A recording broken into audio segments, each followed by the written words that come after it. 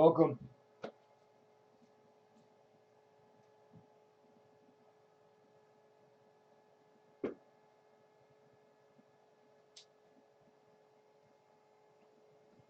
All right. 15 minutes late. Excuse me, I apologize. There's so much stuff. I didn't even finish working it all. And I just kept losing track of time.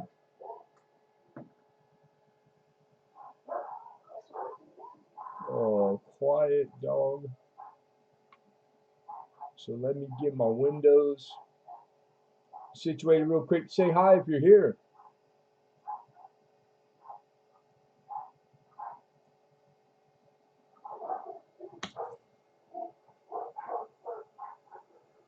Those dogs don't bark all day. All day. They save it. Smart little buggers. Archie Timberwolf, what's going on? Mr. Nitrate. Silver Nitrate.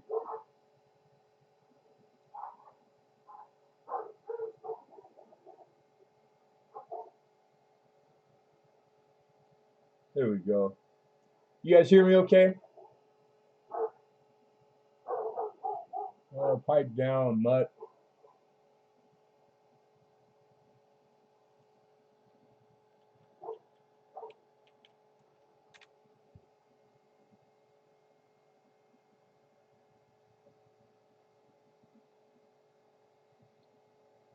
My bar's moving up and down, but sometimes I switch in between cameras.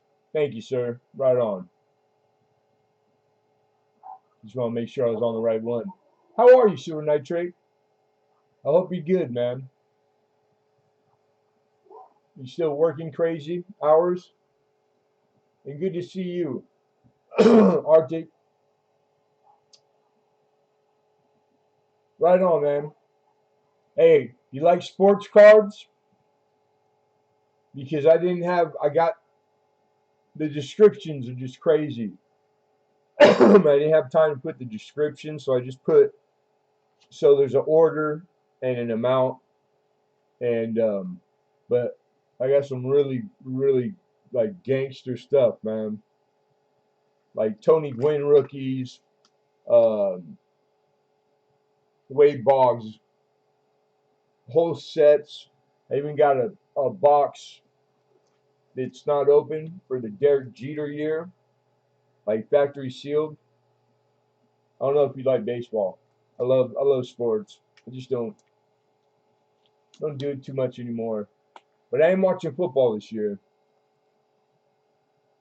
and my Cowboys are kicking butt. What's going on, Philip? Mr. Philip? Arctic say just woke up. It's 5 p.m. Time for coffee. Man, coffee sounds good. I didn't have time.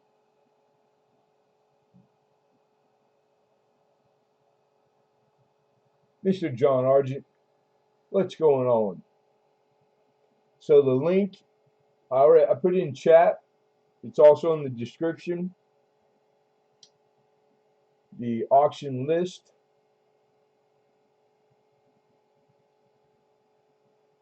Man, I've been working on all this stuff for like 2-3 days straight, man.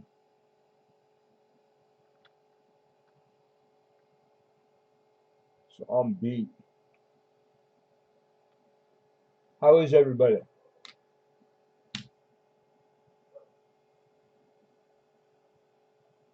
Good to see you too, my friend. 34, medium motto. So if you're not familiar with dub season, what's good? The motto is "In God We Trust" on the left of the obverse of the coin, right?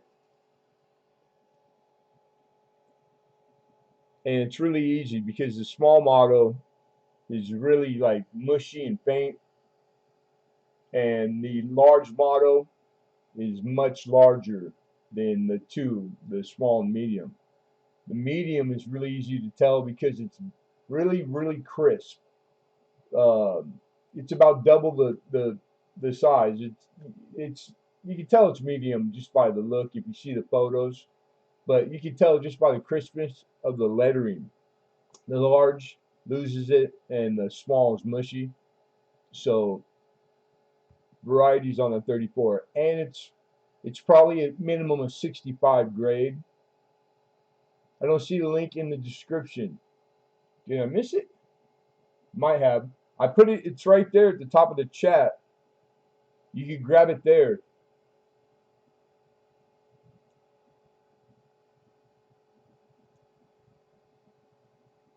Ah, I did not.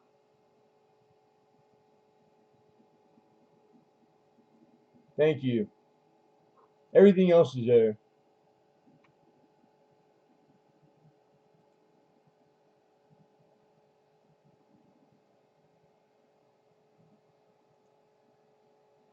I think I can put it in right now. We're gonna give it a shot.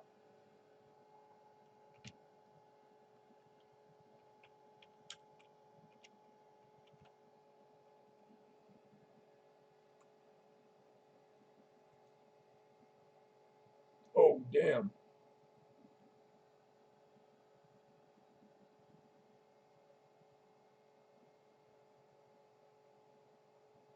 I just copied it from the chat, and it's much longer. It's a lot longer than normal.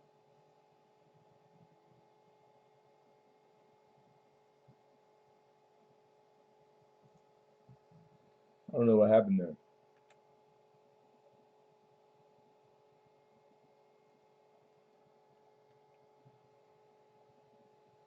Well, anyhow, it might work.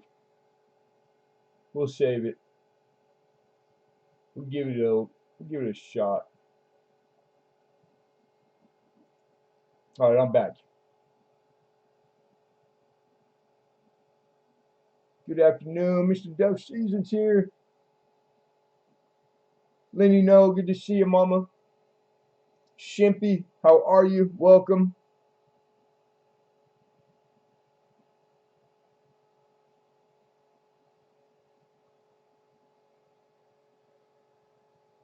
Yeah, just periodically put it up in the chat.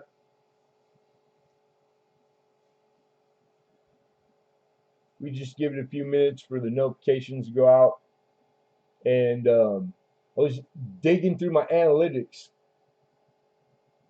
this week, and it tells you, how many users that are subbed to you, and then if they have the bell clicked or if they don't.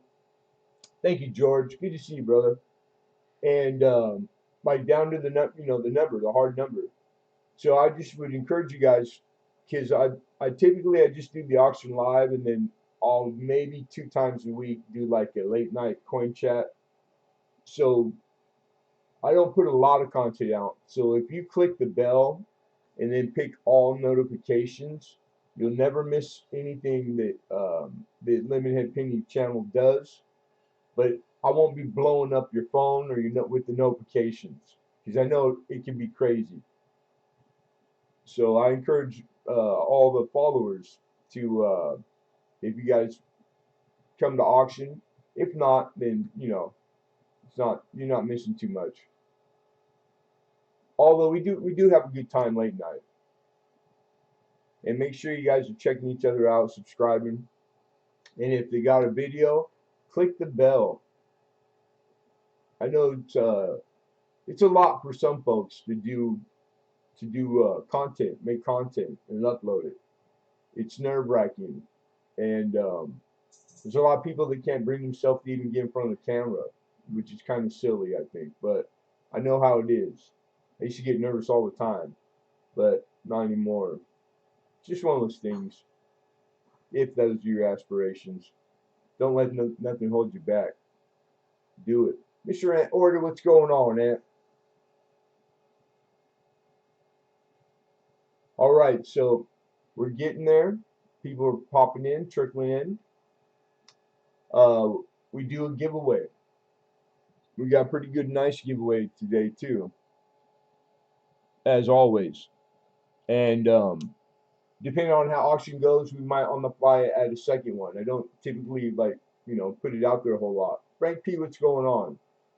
But I have to, legal wise, no association whatsoever with YouTube. You guys know the drill. I encourage you to read the description. It's got all the legalities in there, but YouTube's off the hook. If you got a problem, you got to sue somebody. You got to sue this guy, all right? You got to take it up with Lemonhead Penny. But 100% free. All you have to do is be here live when the giveaway is being performed, and that's it. You can partake or not partake. Shipping also is included. So we wanted to start with that because I don't ever want to forget saying that. We follow all the guidelines. The guidelines are in the description also. Most of you are regulars. We've been getting a lot of new people, which is awesome. So if you are new, or even if you're not, but you had never participated before, the only prerequisite that I ask is that you email me before you participate. Once you send me an email, then feel free to bid and partake. The email on the screen, the PayPal email, that is my personal email. So that's the email you use, okay? And that's easy money. Metal Angler, what's going on? I'm camera shy. Nope. Hey, anything can be gotten over. Going on people live stream for a couple weeks talking to people. Yeah, that's the cool. You can do that with your emoji, and then it's a good way to break in. Then people get to hear. It's nice to put a face to to a name. But if you feel that uncomfortable, like do it in whatever time you need. I wouldn't rush it. Okay, I put it in the chat. And Philip, can you put it up again? Do you still have it saved, Philip? The one the description ain't working. That thing is like so long, it's not normal. So I'm gonna take it off.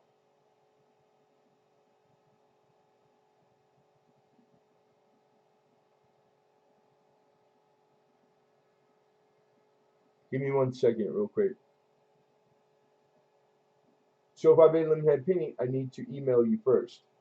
Shippy, yeah. So that email that's on the screen, that's tdacmartin1@gmail.com. Just send an email to that and just say like, this is Shimpy. If your email is a lot different, and I would like to bid anything. Just the reason being is that I do invoice, and I'll have your email, and that's all I need to send you an itemized invoice through PayPal,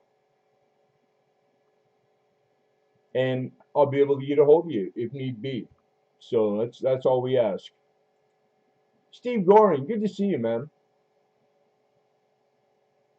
Yeah, I don't think I've been on too long, maybe 15 minutes.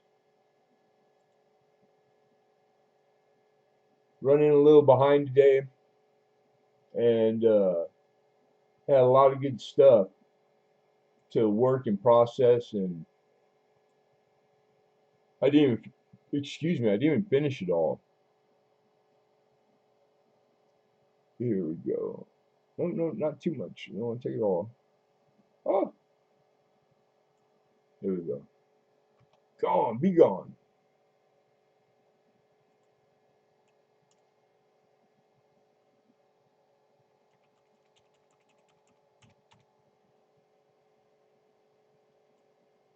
All right, I just took the one that don't work out. Thank you, Philip.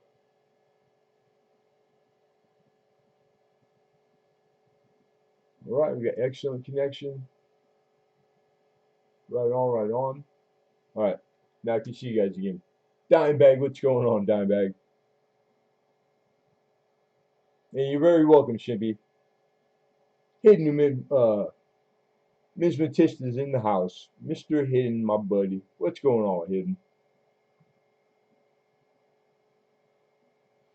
And then, like I always say, you guys, even if you're here, I encourage you to chat and shoot the breeze, have a good time.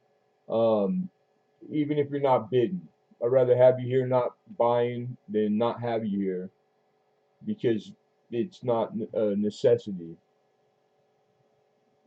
And the jumping in and out because so many streamers, it's all encouraged.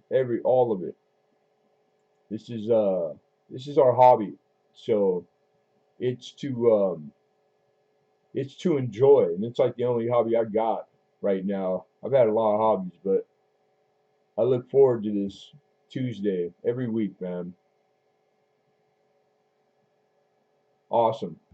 Okay, the how-to. We use one of these. You'll be fair warned. Something along those lines. Going once, going twice. Sold. All right. Increments start at $1. Mr. Lincoln Central in the house. Yeah, thank you, George. If anything eclipses or starts over 100, the increments are $5. So, example, 100, 105, 110. Anything under, any bid you want to put in that's in a dollar increment is fine.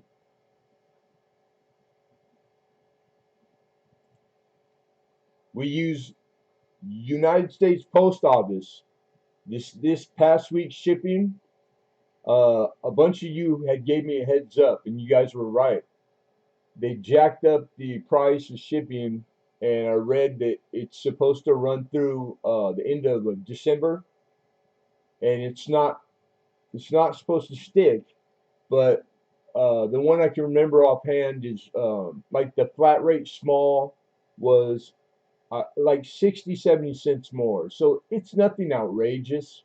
It's not crazy, like they didn't take the $3 ship and make it or $4 and make it $6, but they did increase it. So just FYI, um, it probably still says in the description because it's so new. $4 is where we start. That'll have to be $4 and like I think 4.50. So just giving you guys a heads up on that. We've maintained the same shipping for a long time too. And when they take it back, we'll put it back. But we start at $4, and reason being is it comes with a tracking number, so all shipping is tracked. Anything over a pound, we use the flat rate. Small, medium, large. There's no better deal than post office flat rates. And I got a list of folks that I'm holding shipping for. And anybody that didn't know, if you'd like to hold your package, so that you take advantage of, put more stuff in it in a week, next week, or whenever, we do that, and that's fine. I got holding right now for Hidden, Jags fan, Tim B, Miss Penny Queen, Mr. Phillip, John Francis, Jim City Creek, which I haven't seen in like a while, Founded Barry George, and Charles Kelly. So that's the people that were, and Alexander. Those are the folks that we're holding right now for. Hey, Jessica, how are you, sweetheart? What's going on, Alex?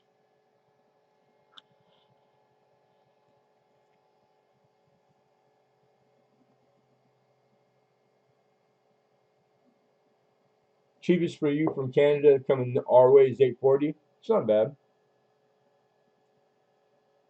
I Canada's easy. I've never had a problem. It's a little pricey, but it's not too bad. All right, so we got almost the amount of people that we typically have when we start, and lot one. We've covered giveaway, we covered how to, we covered shipping, package holding, increment. I think that's about it. I don't think I missed anything. I always tell myself I'm gonna write down like a little like cliff notes so that I don't miss nothing. I just don't ever want to be like I'm reading off a cue card, you know. And maybe I should, but sometimes it's like I'll miss things. I'm human. But before we get into it, is there any questions pertaining to auction? And now's the time, and that way we'll take care of it before we start. And there's no silly questions. So if there's anything you're not sure about, just shoot it into the chat, and we'll give you an answer right now. I'm good, Jessica. Appreciate that, and I'm happy to hear you're good too, Mama. Penny Queen, how are you, Mama? All my mamas and all the lemon heads.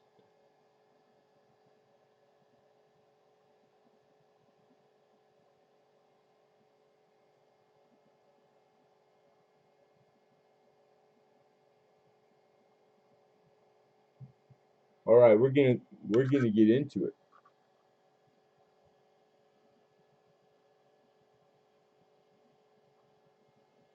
This is lot number one, you guys.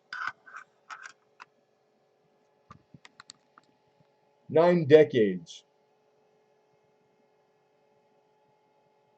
It's in like a really hard, rigid holder, similar to like the Prusetts, United States Prusetts. What the decades is: 9 decades of American nickels, starting 1910, 20s, 30s. So there's a date from every decade up to the 90s. You got a Victory nickel, a Buffalo, a 30s. So it's either 38 or 9. 38 being first year Jeffy. We're looking for $7.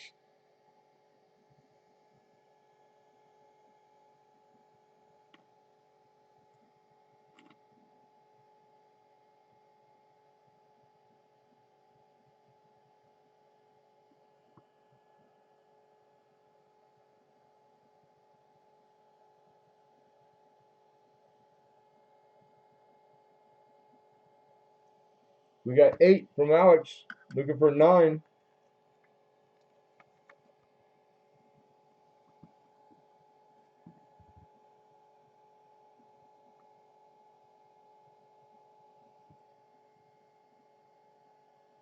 Just a bit outside, hidden. Like 20, about 22 minutes.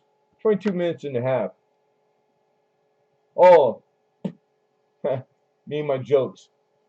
You guys want to remember to refresh your watch page, your YouTube watch page, periodically or often, if just if you're participating. I believe when you do that, the chat by default goes to the top. So at the top left of your chat box, you could select top or live. You want to make sure that when you refresh that you reselect live. You want to stay on live, you guys. He's like, here we go. And I would imagine you got a really good connection being a computer guy. But right now as it stands, we got 8. Hidden's out. Thank you, Hidden. Appreciate that. And we're going to give a fair warning. The COA is printed on the holder inside there. Cool little set. All right. Last chance to bid, everybody. Going once. Going twice. And sold for 8 to Alex. Big Rich H. How are you, Rich?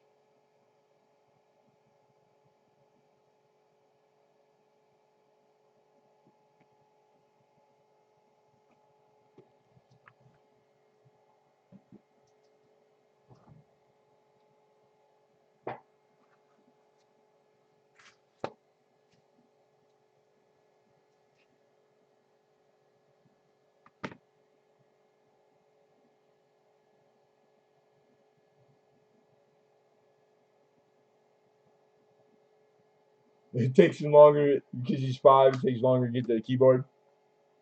Short fingers. Hanging in there. Right on, Rich.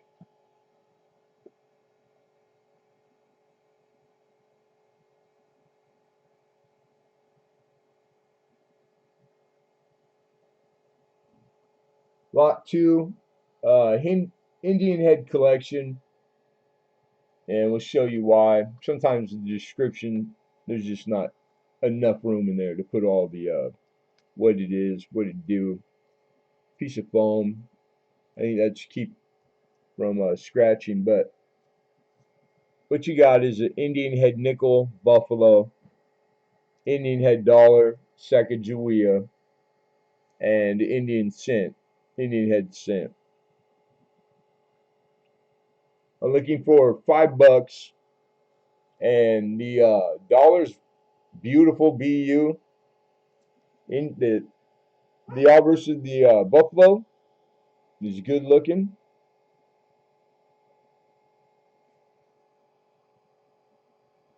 And let me give you the dates. We got 5 from him. Looking for 6. Mr. King Rex in the house. How are you?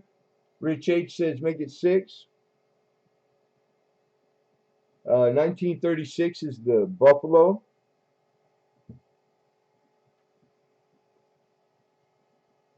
And 05 for the Indian cent, which looks to be in very good to find. And 2000 Philadelphia, which is first year for Sacagawea, is the dollar. All right, I see the first $7 bid is hidden, King Rex. I appreciate your bid, but hidden beat you to it. Looking for 8.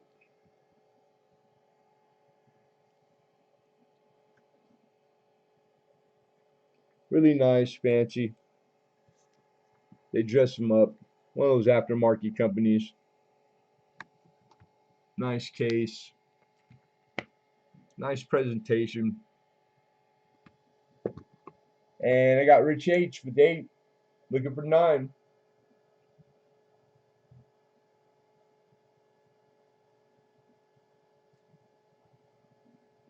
I gotta scoot back in this chair. I'm gonna slip it out. I'm game on. I'm game on. I'm game on. How are you? Good to see you. All right, last chance, you guys. We got a bid of 8. Hidden's out. We're looking for 9. Going once. Thank you, Hidden. Going twice. And sold. Sold. 4-8 to Rich. Congrats, Rich.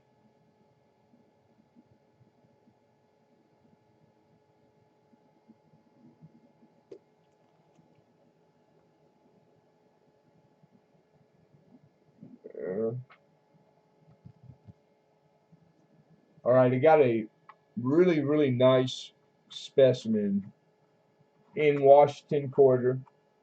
Oh, did you? Yeah, that's quick. That was quick. Awesome. And you're very welcome. And thank you. I'm game on. So this is a 1955 plane.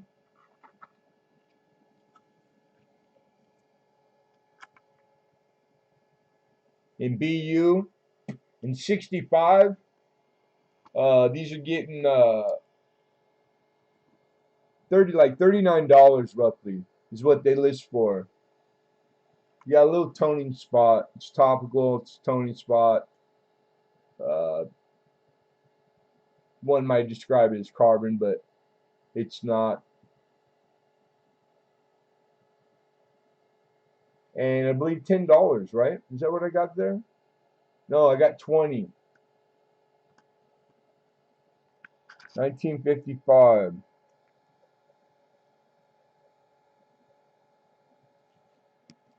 710 in the house. What's going on, 710?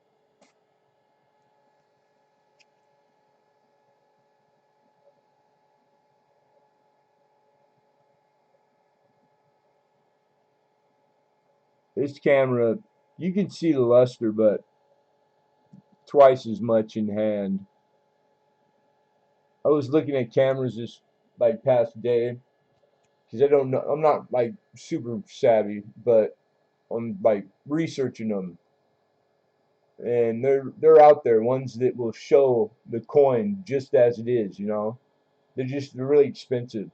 But they're doing all the sales this week, you guys, earlier than normal, I read.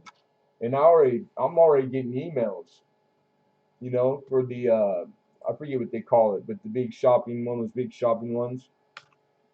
So I was thinking maybe if I can swing it and save enough, might be able to do it.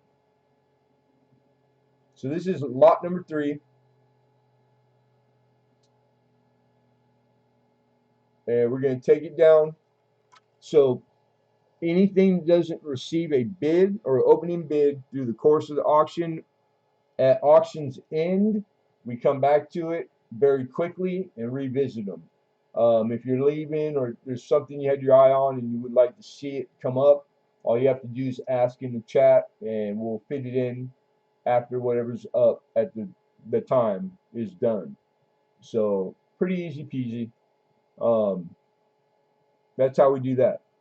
We got a couple new folks in here, and that's awesome. So lot number 4 is what we're moving on to, and it is the Queen's Jubilee. I got this a few weeks back, and I didn't have time to fit it in, so it's been sitting here. And this is completely sealed, and it's on a piece of like thin hardboard so that it keeps well, and I'm sure it ships well. 2002, and it comes with a commemorative. I'm looking for 10 to open it. Beautiful coin. It's kind of hard to the wrapping, the shrink wrap that's on here. But these stamps, it also has these huge stamps, and these are first day issue. And I really like these stamps. I showed them a few times in the late nights because I thought it was kind of funny. I think she's better with the not open mouth smile. It seems like it's not as flattering, but beautiful right there. And then even the same thing when she got older. Very regal, mouth open. She looks like a different lady. All right, we got 10 from Hidden, looking for 11. I did do research on these, and the ones I found on eBay, believe it or not, they were in the $20 range. So 10 is a really good starting point. We got 11 from Alex, looking for 12.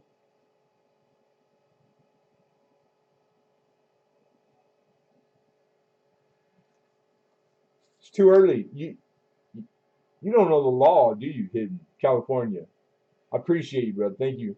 You can't start the course until at least the 10th block or lot. So you got to bid on everything and keep on. If you bid once, you got to keep going. No, you're not buying it. All right, we got a bid of 11, you guys. Looking for 12. This is on the 2002, the Queen's Golden Jubilee. They do the Golden Jubilee. This is done like, I don't know what year it started, but it's done every year. So there's a bunch of them out there to collect, and with like really cool design, stamp, same going on, and there's quite a few of them.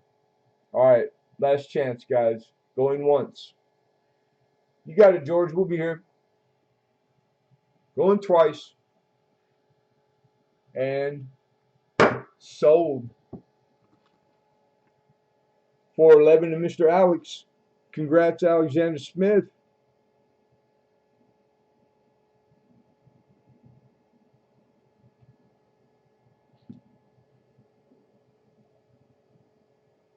Yeah, part of a series. That one I need, but we'll get it later. I'm sure that applies to a lot. I need a lot for all my everything I'm collecting. Yeah, I'm gonna have to get it later.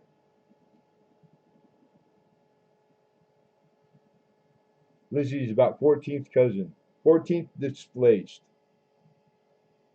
Lot number 5. We're on to number 5, everybody. And that is 1866. This is it's a Mexico First Republic, and it's a quarter real copper.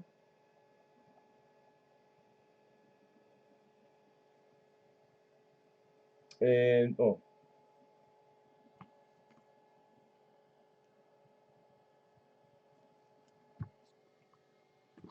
I got a handful of coins out because they seem to be showing better when they're not in the 2x2 plasticized flips or even the windowed. So you can still make out all the devices. And I'm sure that everybody recognizes the seated. Every country's used it one time or another. And this is quarter real, 1/4, 1866. The reverse is a much better grade than the obverse, but the starting price reflects the grade. And then some. I love these, man. This is a really old piece of copper. $6 is what we're looking to open it. What's going on, Mr. Molnar?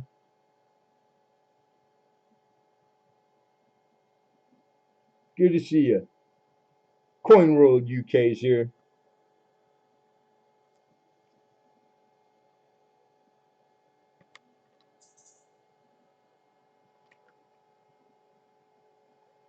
We got Washington State Jag Span with $6 opener. Good to see you, Jag Span. We got Mr. Hidden with 7, looking for 8. No, you haven't. The description, one of the mods will put the auction list in for you. But all I was able to do was put sports card and then, but what the block will start for. And I can tell you right now that lots of rookie cards and really high grade. I even got sealed box and full collections of really old basketball in mint state. So really nice stuff. All right, fair warning. We got 7 high from Hidden. Again, this is a 1866. It's a quarter, 1/4 real. And First Republic, Mexico First Republic. So if you were ever doing your research, that's what you'll find it under. NGC is great for that. Chef, it's fixed. I got it fixed. It worked. I hope you're not a troll. And I'll explain it later. All right, fair warning, everybody. I'm just happy that you're here, brother. Going once. Going twice. And sold. Hidden for 7. Congrats, Hidden. Hidden taking down lot number 5. 4-7.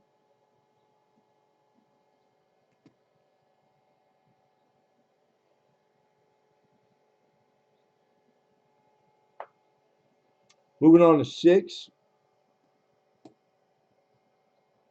This is a French coin. This is a 1872 A as in Adam. And it is a 10 centésimos. So. Hello, everybody. What's going on, Mr. Inkman? Good to see you, Inkman. Okay, 1 second. Let me put that. Washington State Jag Span in the chat. So I see that you acknowledge Mr. Hidden is gifting you the coin that he just won on that lot, the 1866. Very cool, Hidden.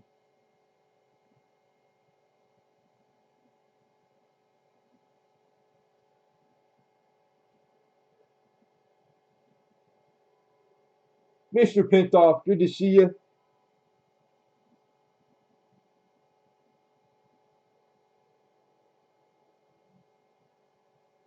I know Jags fan, he's probably working. He could probably hear us.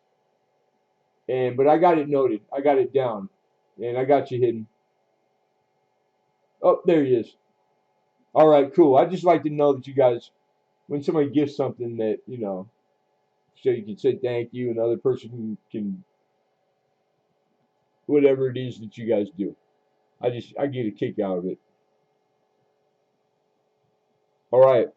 Lot number 6 is where we're at, everybody. So we're looking for 7 as an opener. Here's the coin. This is a French coin.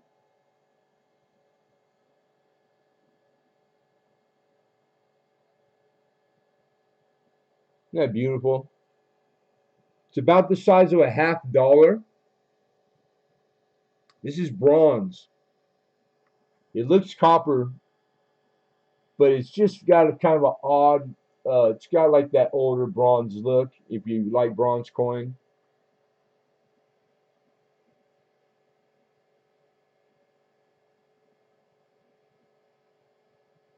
Wonderful condition. It's a beauty.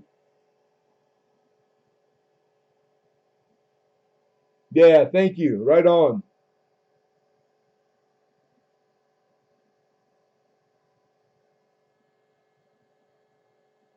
Steel Ringer, welcome.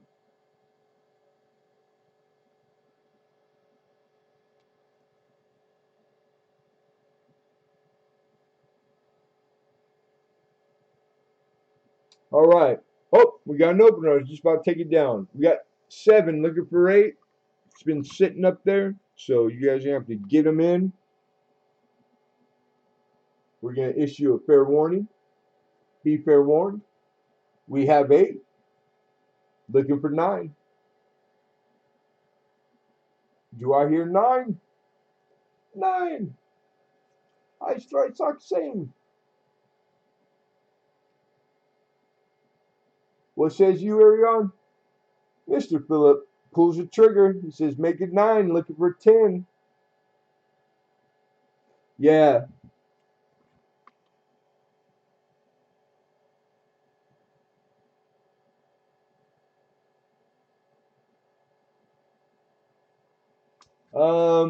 I shouldn't have lag on my end. You know,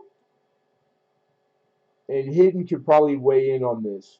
I've been online on my computer working for a long time, Hidden, so I know my desktop tower is probably warm, like really warm, but my connection and my stream health, it's excellent. It always is. Like I pay for the best speed. I'm like not far from the main where it comes from.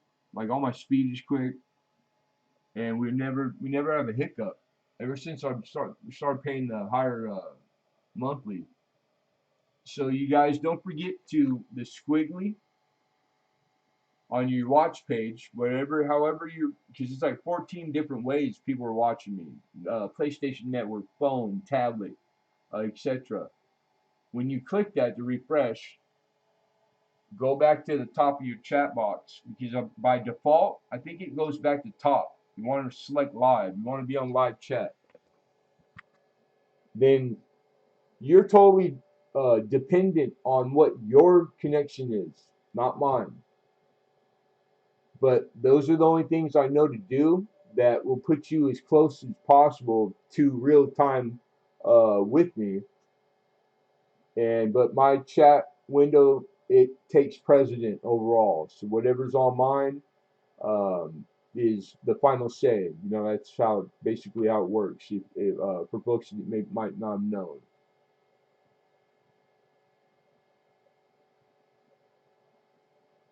No, I'm just anytime you read something like that, that kind of is telling me that he might not have ever been here for that. You know, if I can help, I'll try. Yeah, I don't know. I don't encourage that stuff. We got 9 from Philip. Last chance, you guys. I'm not a fan of it, and with all of what I just said, if you kind of have a lag, that's hard to do, man. But I know you guys pull it off. All right, here we go, you guys. Going once, going twice. It makes sense though. And sold. Philip for 9. Congrats. I can tell you the default lay time is 10 seconds. That's built into the OBS. And that's the default in between. Like me doing this, you guys don't see it for 10. I check it quite often without saying. and it's always on the money. So yeah, right on, right on. I don't know about real time with Lemonhead. it might cost me money. I'll have to make some purchases. Right on. I don't bite unless you guys want me to.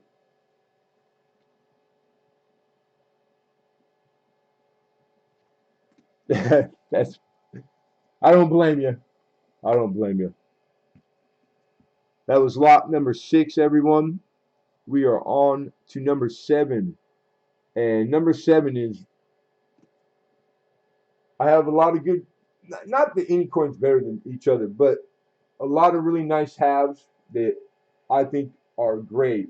This one, reason being, the estimated survival rate on this 76 CCC to dollar, half dollar, excuse me, in all grades, there's maybe 450 left in the world. We all know CC's a pretty low mintage to start, and they didn't stick around very long before the silver ran out, and they closed up shop. But 450 is it's pretty low. Pretty low. 125 is what we need on this one to open her up. This is a seated half dollar, 1876, and it's a Carson City. I'm doing it backwards. Duh. Now there's varieties. I don't think I put in the description. Not a lot of room in there. There's 3 different type of mint mark. You have small CC, medium, and large. I believe this to be the large. Not a premium. Higher grades, the high about uncirc mint state, then I think it comes into play. But the it does mean that, like, the small, I think, is the one that is the one you want. You know, out of all the die pairs they know, and the 3 different varieties of mint marks, the percentages, which change all the time. But this is by guys that, like, they're the men, the ones that write the books, the whole nine. They're pretty plus or minus spot on. And I'm pretty sure it's a small CC that if you're into Aaron variety, because not everybody is, of course, it's the more rare out of the 3. I forget, the even quotes a percentage, like 63% of the time you stand to get, like, that's how crazy it gets, man. It gets deep. It gets deep. Oh, and by the way, everything Carson City is trending. Everything. Green arrows all over the place. And which means that all your Carson Cities that you're sitting on in your safe or in your albums, they're going to be worth more at the end of the week, end of the month, depending on where you go to price. But all the price guides are they're all the same. Carson City right now is super, super hot, and it's all on the trend up. And that's speaking to its value. Mr. Rocky Mountain Bear, what do you do, brother? How are you, Rocky? Good to see you, man. Just stopping by to smash the like button. Hey, I appreciate you, brother.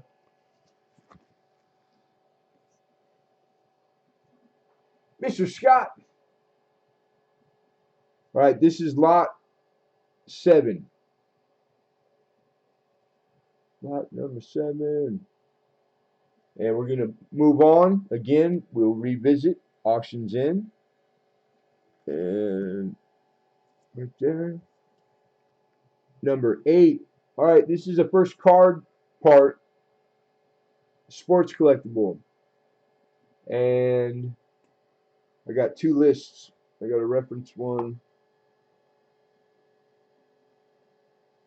Oh yeah, you guys are gonna dig this one. Yeah, baby. If you're a baseball fan. This is a George Brett, 1975. This is a Topps. Topps is the maker. This is his rookie card. And the card itself is number 228. That's all the information one would need to like look it up. And it's in a really high dollar, thick, very thick holder. Very nice holder. And $100 bill.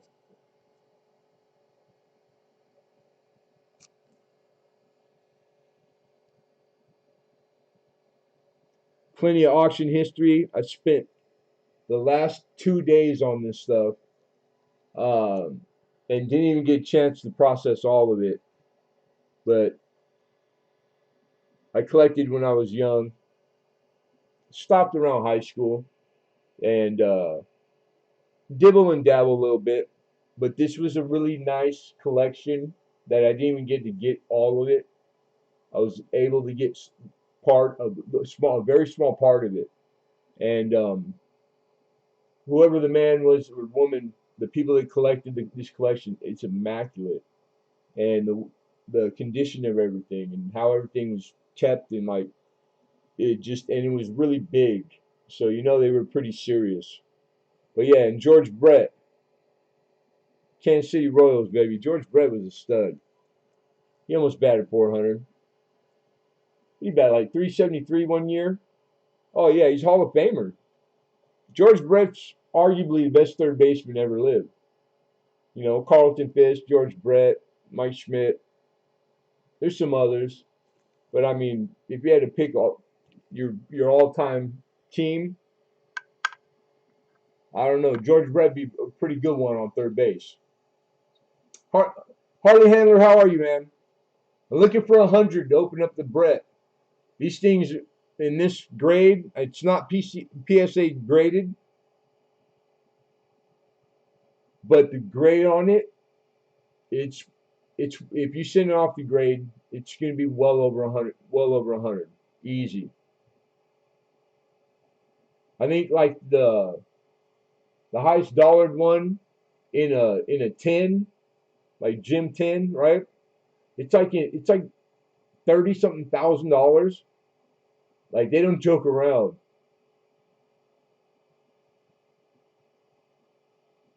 Miss Rhonda, how are you? No problem. Happy to get you when I get you, Mama.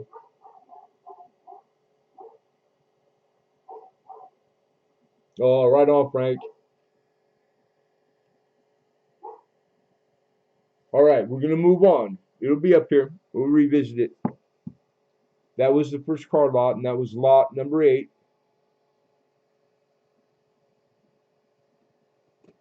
Number 9, 1975. It's from the same series. And this is Robin Yount. This is his rookie card, number 223, tops, and $30.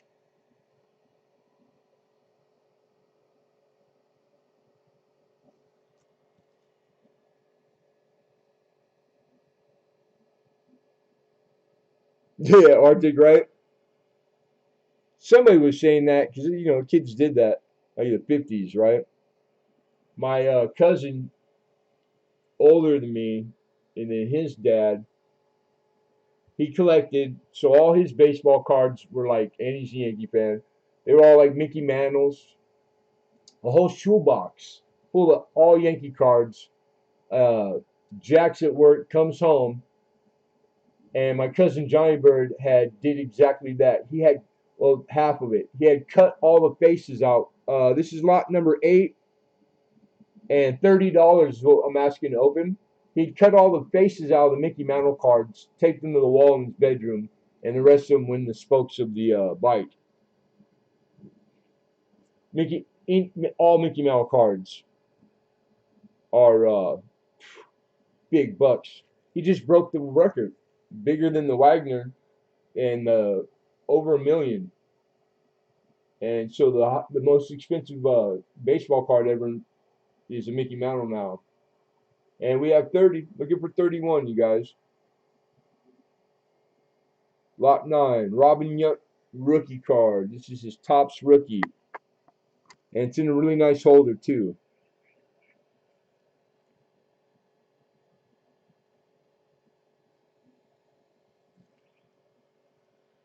All right, we got 3-0. We're going to issue fair warning. Going once. Going twice. And sold. Hey, congrats. Harley Handler got the yunt for the opener. Nice pickup, brother.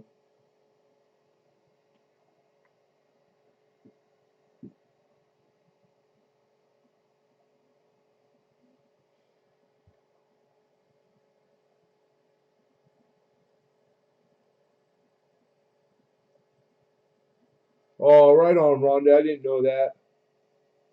Let's tell him Lemonhead should get better soon. You're very welcome, sir. Thank you, man. Thank you, bro. All right, lot 10. Two. I need to mark these. That will help. And this is one of my favorite guys. This is Roger Clemens rookie. The Roger Clemens rookie year was 1985. This is his rookie card, number 181. And it's tops, and $35 is the opening bid on it. This comes from the year you had Mark McGuire, the USA card. This is the same series, same set.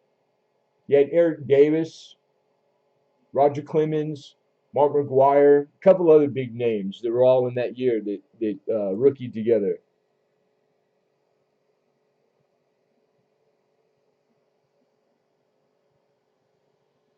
And all these cards, sharp corners, like everything just kept so well.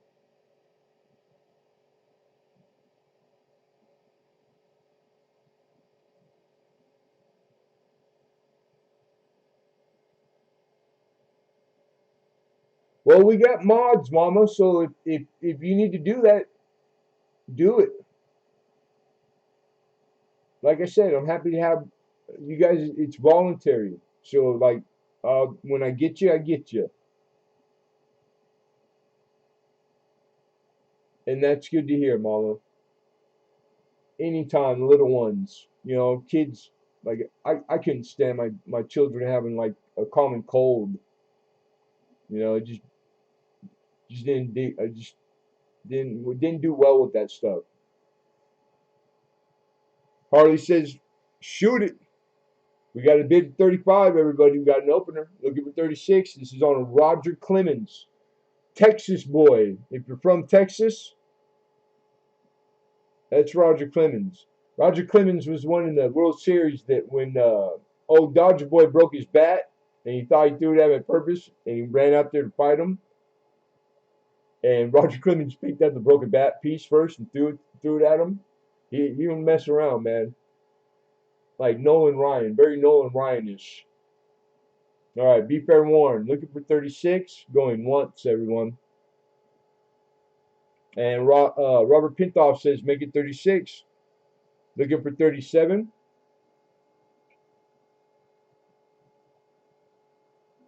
Yeah, if you're at that age, all those 70s, 80s, 90s, like the stuff is like way more valuable than I remember. But it's been 25 years.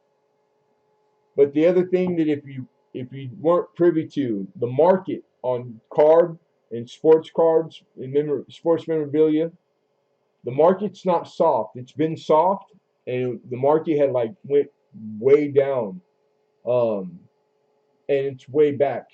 And you could think like the Collectors Universe and the guys that own PCGS, the PSA when that big company and they sold and consolidated everything, like that by itself has really brought the market back. But yeah, the card market's back and it's strong.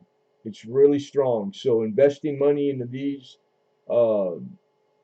High grade, high quality cards, it's the same as buying constitutional silver, like or a piece of Picasso art. Like it's all the same. It's something with a value that appreciates, over time. It's not the same as it was day one. All right, so I see 38 from Harley, and I see 40 from Robert.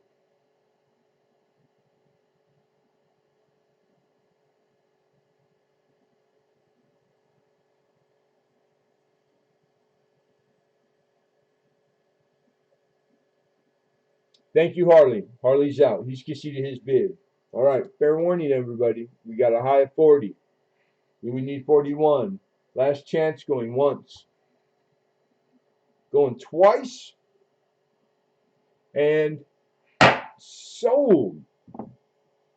440, Mr. Pintal. Congrats. Congrats. Congrats.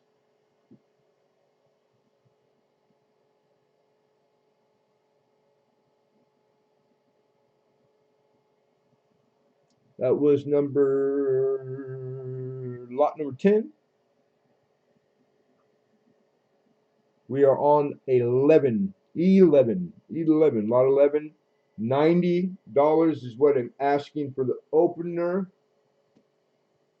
And the card that this is 1969. I know there's quite a lot of you out there that's your birth year. This is a Kareem Abdul-Jabbar. This is card number 100. This is also tops. This is a rather large card too.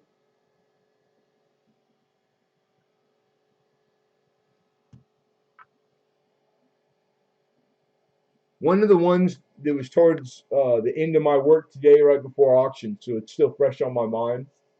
Again, $90 while I'm looking all the way up. And the research, you know, the current market, he was right at the end. And this card that you're looking at as it sits,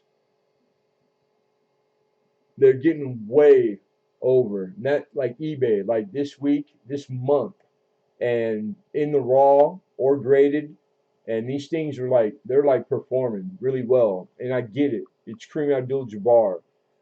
All Kareem Abdul-Jabbar cards in all maker, you know, like it's there's like Mickey Mantle. There's always a few of these anomalies out there, sports athlete wise, that there might not be any other explanation. Just know that anything that has to do with them and their name, it's always going to be like collected, highly collected, and sought after, which that makes value. You know, plus other things like the rookie cards, of course. The earlier the card, closer to the rookie year, the value tends to be higher. But also how many they made is kind of a factor. Like there's a lot to it. And the condition on this is wonderful. And it was able to match it to like lots of auctions that they were in like the 150 to 175 range for the same grade, same card. So 90 is a good price, starting price. What's more valuable, the tops or Flair or Donruss? Oh, there's so many makers now, it's not even funny. I don't know the powers that be, because every year you got 100 makers of cards. Every, you know, Upper Deck, Starbucks, all this different stuff. But when the guides and price guides come out, there's always going to be like 8 rookie cards for all the different makers, but there's always one that is picked. It's the big expensive one, you know. And I never did. I'm not that savvy, and I've never had anybody be able to explain that to me. So why the tops card some years, you know, all the rookies were the expensive ones were in tops instead of say Flair. Back in the old days, like Bowman was like, you know, they still have Bowman, but it was valuable like in the turn of the century. I have no idea. So it's just it's a context, situation to situation. I don't think there is any cut and dry. What's the word I'm looking for? Like formula that tells you this one is better, superior to that one. They're really not. You just kind of got to go by the price. You know, people that've been doing it forever that make the market. And PSA, I would use PSA. They got a great website. Man, just months back, it was hard to find. We're gonna move on. We'll revisit that. And now it's free to find value on their website. and it's like they got it, because I know that's a lot of work. They got it going, up and going, man. They're not messing around. Shout out PSA. Lot number 12. We're on to number 12. And this is something that, man, I want to keep it myself. This is a factory sealed. This is Score 1993. The franchise. This guarantees you one random insert minimum. One of the guys I was talking to said that he used to get autographs out of here. But does anybody know why this box is so expensive? Because in 1993, every year you got rookies in baseball, and top 5, one of the best ever born, walked the earth, in my opinion. Derek Jeter was a rookie in 1993. So there's Derek Jeter rookie cards in that sealed factory box right there, and others too. He wasn't the only one, and it hasn't been messed with, touched, or nothing. It's factory sealed. $100 bill, and this exact box they're fetching way more than 100. A lot of the guys that do this full time, like I'm Coin, they sell the packs, and it's crazy. You know, like the packs, you pay. It's not. You think you would, okay, it'll be a little cheaper instead of buying it. They're expensive, man. I love it. It's pretty cool. Today cards are awesome, like Chrome. Right on. So rule number 1: never chew 30 years old baseball card gum. I've had, I don't know about 30, but I've had old stuff, and if you fight through it, it'll get back soft again, and it still tastes like sugar.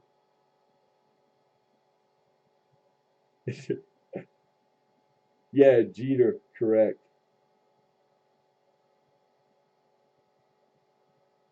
Yeah, Donruss. There's Donruss in the 2000s, man. I forget what year it was, but I had gotten just packs, and the packs were like, God, they were like $30, man, and it was modern, super modern. It just depends what rookies are in there. That's what drives the value. Is was it Rod Carew his rookie year, and you got a pack that's never been opened? You stand to catch a Rod Carew rookie. Rod Carew rookie, if it's in like uncirculated condition, it's probably tens of thousands of dollars. Yeah, I'm just guessing. So it's all like, if you know sports, it helps with the card thing big time. But just like anything else, you just gotta learn it. Just another hobby, another wonderful hobby. But what we did this batch is like we always do every week for years now with Coin. I brought you guys really hard to find stuff at a price that you can't get nowhere else. So that's the best I can do for you, is to bring you things that after you're done winning it here, you already have equity in it, because typically you're winning it for less than what it's worth already. And it's not a huge amount, but it was like picked, like I got to pick it. So, and the price I got was outrageous. Shout out my guy. All right, we're moving on from the box. The box can stay there. It's big. I'm gonna sit over here. I won't risk hitting it. Lot 12. That was lot 12, everybody. Now we are back to coins. Lot number 13. And lot 13 is the John Adams coin set. We're looking for $9. Yeah. Oh, Jeter's got a lot of rookies. I mean, so many card makers now, but there's always a couple that are like more expensive than the others. Um, yeah, I'm a huge Derek Jeter fan. Huge. No one will ever break. He holds more post mint post season records than anybody. Most teams put together. 5 rings first 5 years. Mr. Clutch, gentleman, class act. He just went probably. I got him. He's in my top 5 all time. Best ball player ever to live. Derek Jeter. And all his numbers support it. Pretty cool. So you get the proof. You get the Denver uncirc. And you get the Philly. So these are BU specimens. You've never seen daylight. And you get the proof dollar. And they're all the John Adams presidential coin set. These are all from first day, 2007. This is a nice holder. I've never seen this one before. You see how it's got the reading on it, and it's rigid. It's not in it. This isn't soft plastic. This is like a made just for them. Here's your reverses. I really like presidential dollars myself, and I think the proofs are like we can make proof coins. Look at that thing. It's like one of my favorite reverses too. That's a good looking dollar. And then it's got a summary on the back about John Adams. I dig it. I like summaries. And the condition is immaculate. So, looking for 9. This is lot 13. We got over 5 million sports. I have over 5 million sports. Cards. That's a lot of cards. That is a lot of cards. We got Mr. King Rex with 9. Looking for 10.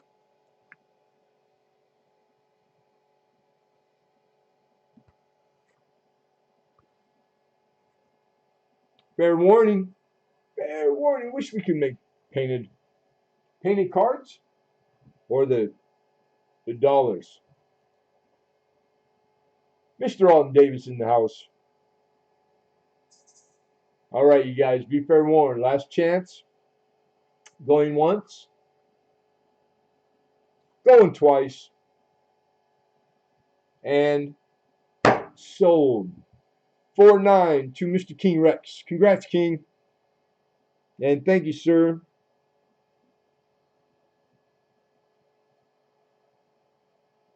And B.R. Williams. Good. We still afternoon here.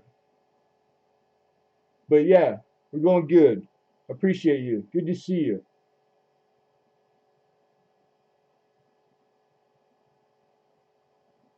Josh P in the house. What's up, Josh? If I miss anybody, it's never intentional, you guys. I'll catch you sooner or later in the chat. And just be reminded, when you do the @ sign and start to type Lemonhead, it highlights it for me. So if you're really trying to get my attention, that's how you do it. And lot 13, done. Boom, boom. Moving on to 14. This is a 63S. Estimated survival rate in all grades, 1,200. 1,200 of these left in the world, maybe. Those are plus or minus numbers, but they're usually inflated a little from what I've been reading. And 63S. Hey, a few people right on. The mail is still doing the normal time it takes to get back and forth, but they did jack up the price a little bit. Okay, so this is a seated half dollar. It's a 63 San Francisco. 160.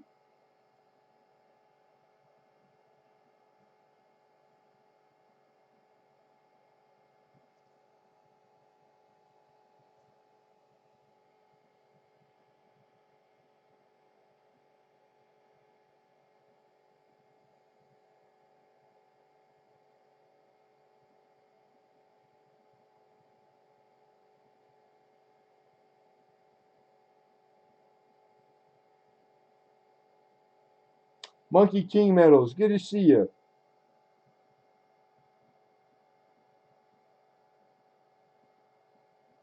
And Monkey King Metals is I know you're everybody knows you, but what was your old channel? Damn it, I'm bad with names, man. Don't take any offense. I'd like the new one. Okay, so we got two openers. On my screen I got Jag Fan first, Robert. So we're looking for 165. Over 100, the increments are a 5.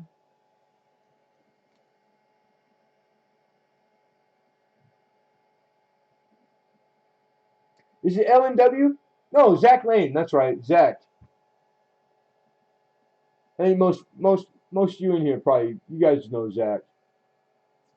And that's his new, I like the name. Monkey King Metals. 160, looking for 165. We got Jags Fan High. Again, this is a 63, the 1863 San Francisco. I just came across, there's a variety that has to do with the S, the mint mark. I don't know the particulars, so if you're not into the air variety, I believe it gives it added value. So you might want to like keep a side note, just FYI, because I didn't get a chance to go looking and try to research it. So I just wanted to remember to tell whoever gets it. We got 165, Mr. Pintoff looking for 170.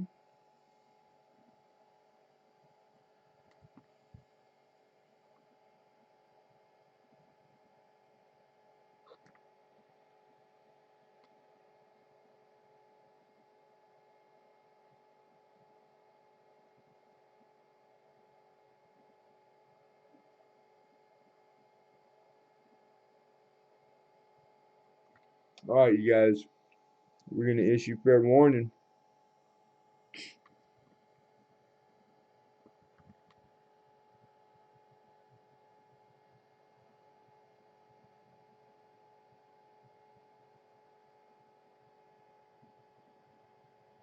I must have the like the pitch, because I had to hold the camera really like upside down just to make it look like it was level.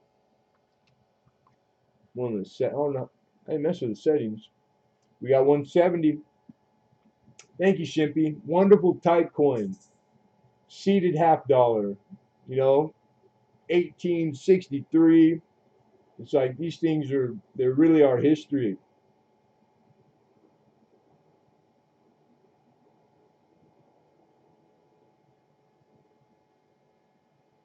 Think it would make a 40. Uh, I'm pretty sure you're asking me if I think it has extremely fine details, right? Um, I didn't grade it. The ones I did grade that I had the time to, I put the grade in the description, so there's a record of it. But the seededs to make the XF and the AU, the low AUs, I know you have to have strong Liberty, and there's a lot of other things, but they're per year too. So like I don't know by heart the 63 San Francisco because of the die pairing and whether or not, because there's different, they changed the design on them, where I think the early ones were the ones that they were known to strike really nice. Most of them should be struck well, and then you get into the later years. I don't know if the 69 fell into that, where they get mushy, and then like there's a lot to grading, and I do a lot of grading, but I didn't put it in there because I didn't even finish processing all the coin I brought. So you kind of gotta like, it's gonna be plus or minus though, always. But I can tell you right now, all the seeded, capped, and Morgans are pretty hot right now. They're trending, but there's better years than others. The San Francisco, the 63, it's not a semi-key, but it's the next tier. It's a better date. And the reverse on most of the seated is my travels, and I've read things to the effect. They almost always grade like a half grade minimum better. And it has to do with the device on the back, the designs, and how high or not high the relief is, and how it protects the rest of the coin. And we're at 170, Jags fan, and Pintoff says 175.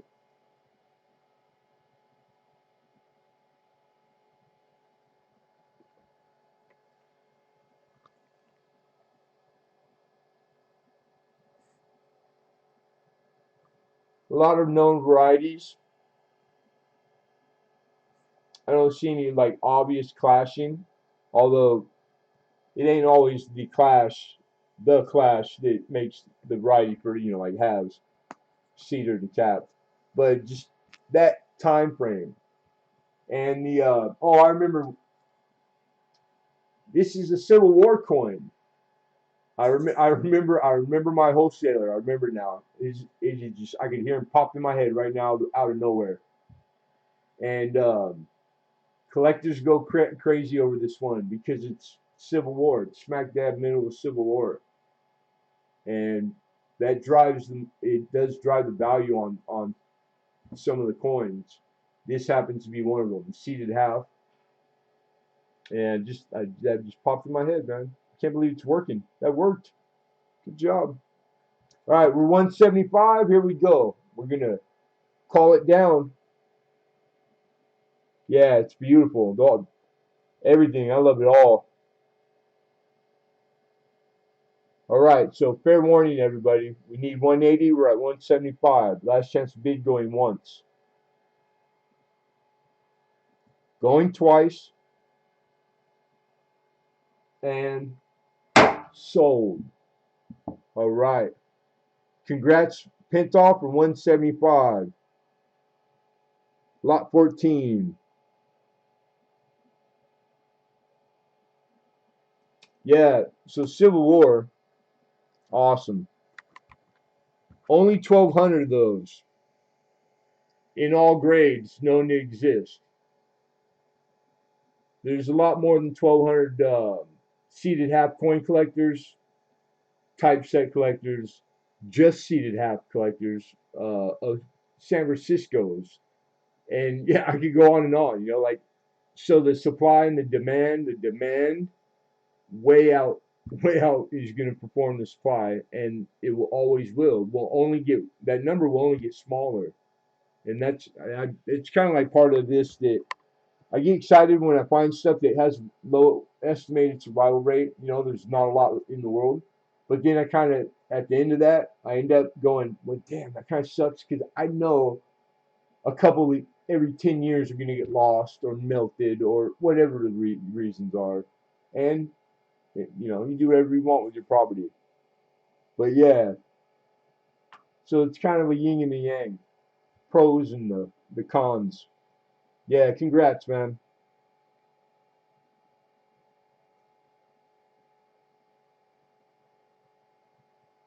Yeah, I was just making sure I caught all if I had missed anything, you guys. And I'm caught up. All right, so we're moving on.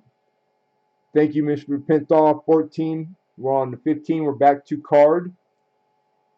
And this particular lot, 15, the opener we're looking for is 30.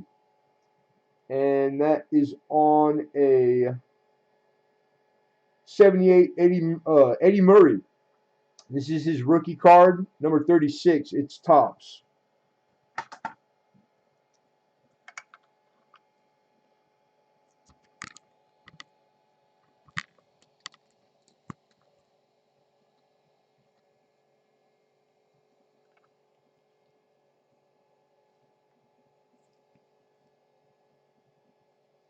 It's in a big plexiglass holder.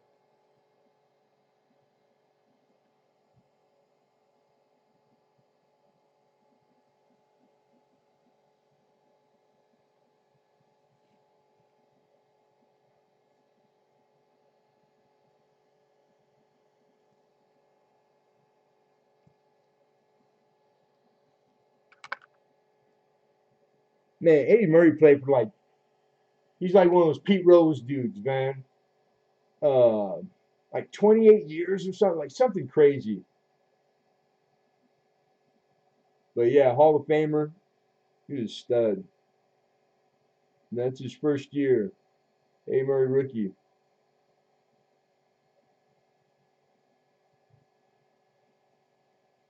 We got Harley Handler for 30.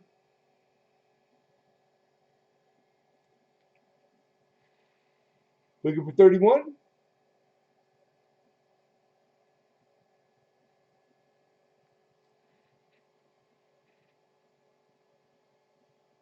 Oh, you got it good. What'd you think of the little gold coin too?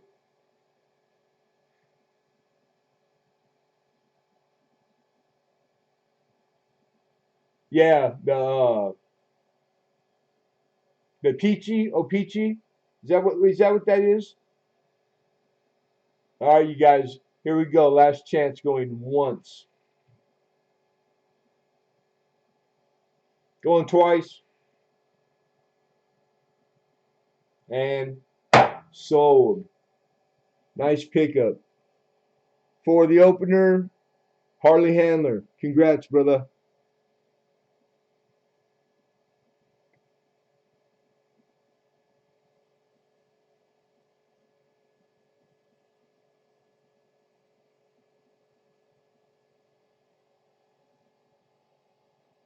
That was lot 15. Moving on to 16, and we're past the halfway. And that's going to be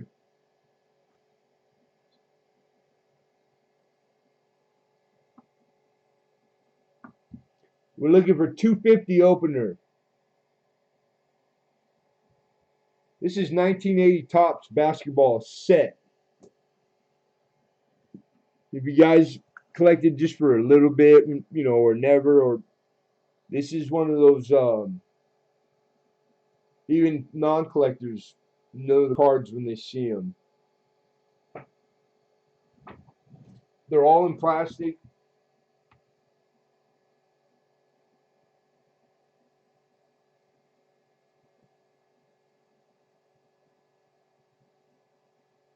I got two. I'm just making sure I'm getting the right set. They're both pretty good. All right, so the size of the set total to be complete is 176 cards.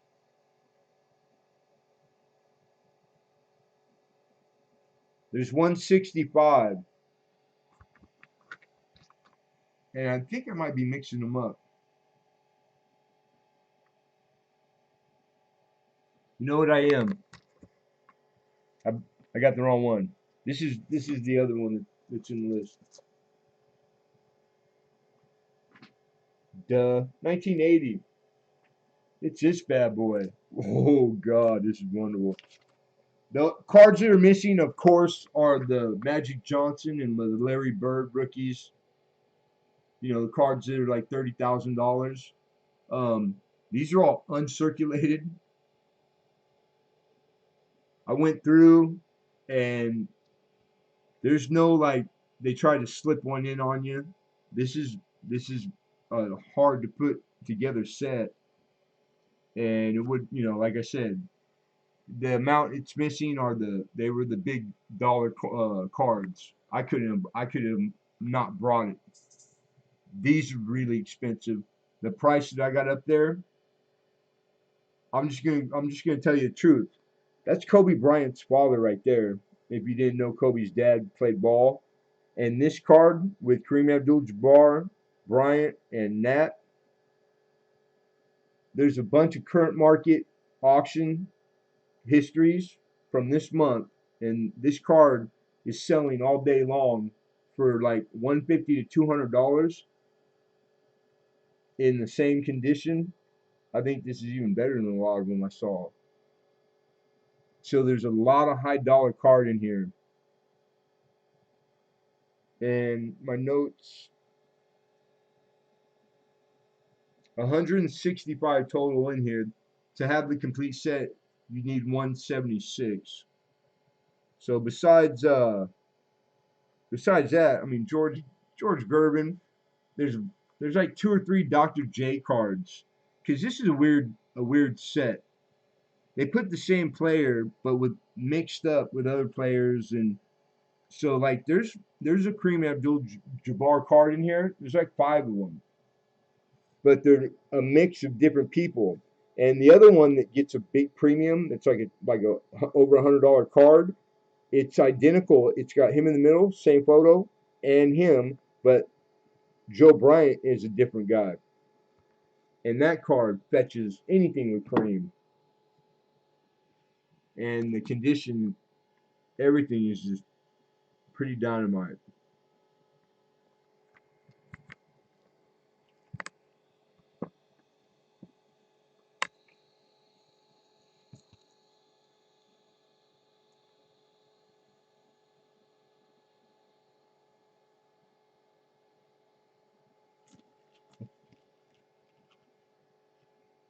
Trying to, Pete Maravich, Pistol Pete. There you go. Dr. J. He's Michael Jordan before Michael Jordan.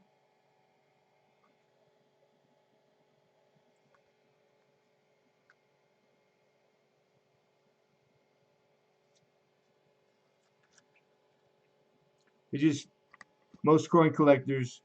You got Joe Bryant again, Kobe's dad. Anything with Kobe's dad is trending. I did a lot of research and homework on this set in particular, and right now everything with that man's photo on it didn't get a lot of money when Kobe was alive, and now it's it sucks that it took that, but it made the values like just go crazy through the roof. So anyhow,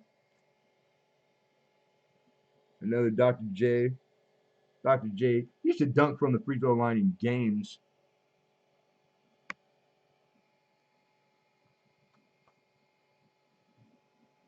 You see the quality. Another Julius Erving. So the Magic Johnson, there's like 6 cards that they're in the thousands in this condition, and it's the Magic Johnson and Larry Bird rookie with the Dr. J also, and then there's like different varieties of them. There's a Gervin one. It's really expensive. Ultra Pro sheets. Yeah, these are Ultra Pro sheets. These things are like $3 a piece.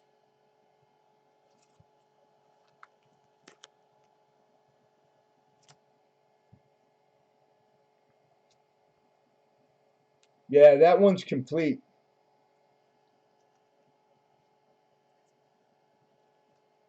This one's more valuable.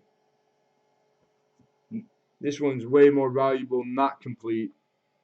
This is a great set, and it's the same condition, same collector, same from the same collection. Hey, you're very welcome, Harley.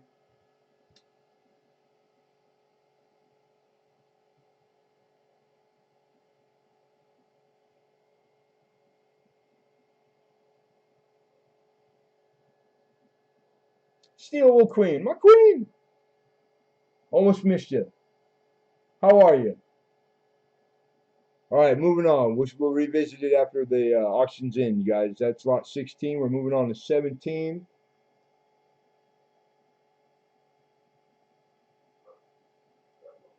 And 17 is baseball. There's rookies in there. It's every player from the NBA for the year, you know.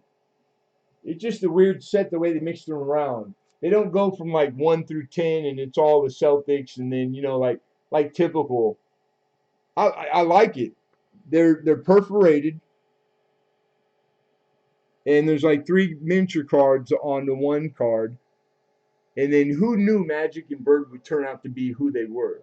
I mean, each had an idea in college, but I mean, like, I don't think it was a mistake because Larry Bird and Magic Johnson's the high dollar rookie form.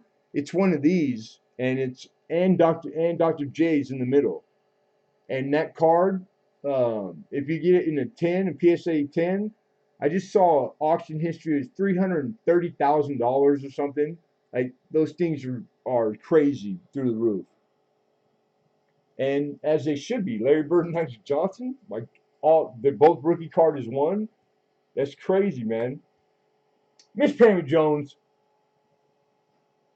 yeah, I do, but I want to be able to play because it got so bad that um, it would start with the colors and like for me to select. By the time you even clicked and we were and reading half of the question, it already said I was out and I was over. So the lag got like really bad. So that's why I couldn't even participate on the last one. But how fun was that? I loved it. Oh, so the next set though, I hope I answered that question. This is lot 17. I need 170. Reason being, in this complete set right here, there's actually two, and they do this a lot with baseball because of the way they pick up and rookies, etc.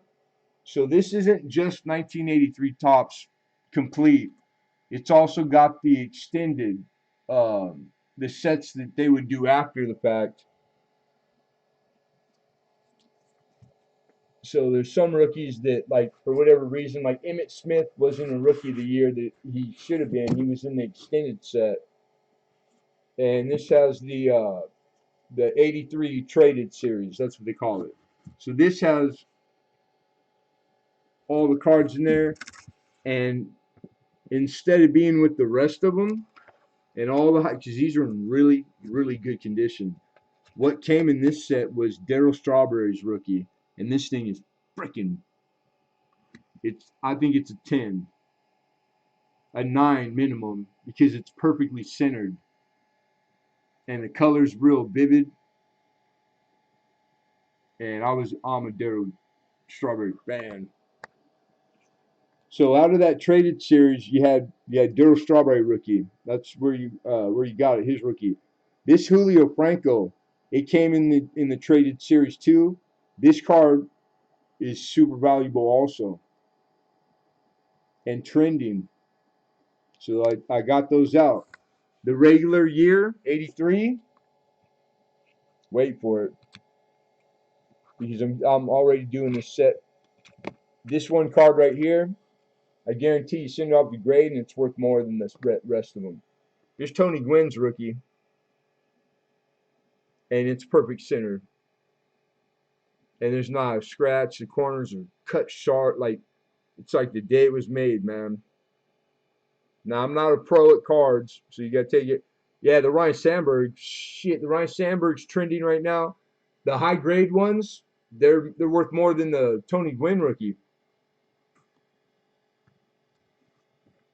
There's a lot of people came out this year, and then there's a lot of the older guys that the cards are worth a lot.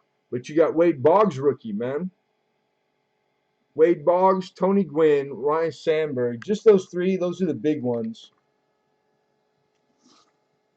And they're all, like, beautiful. But then you got these different Ricky Hendersons, and these are expensive cards.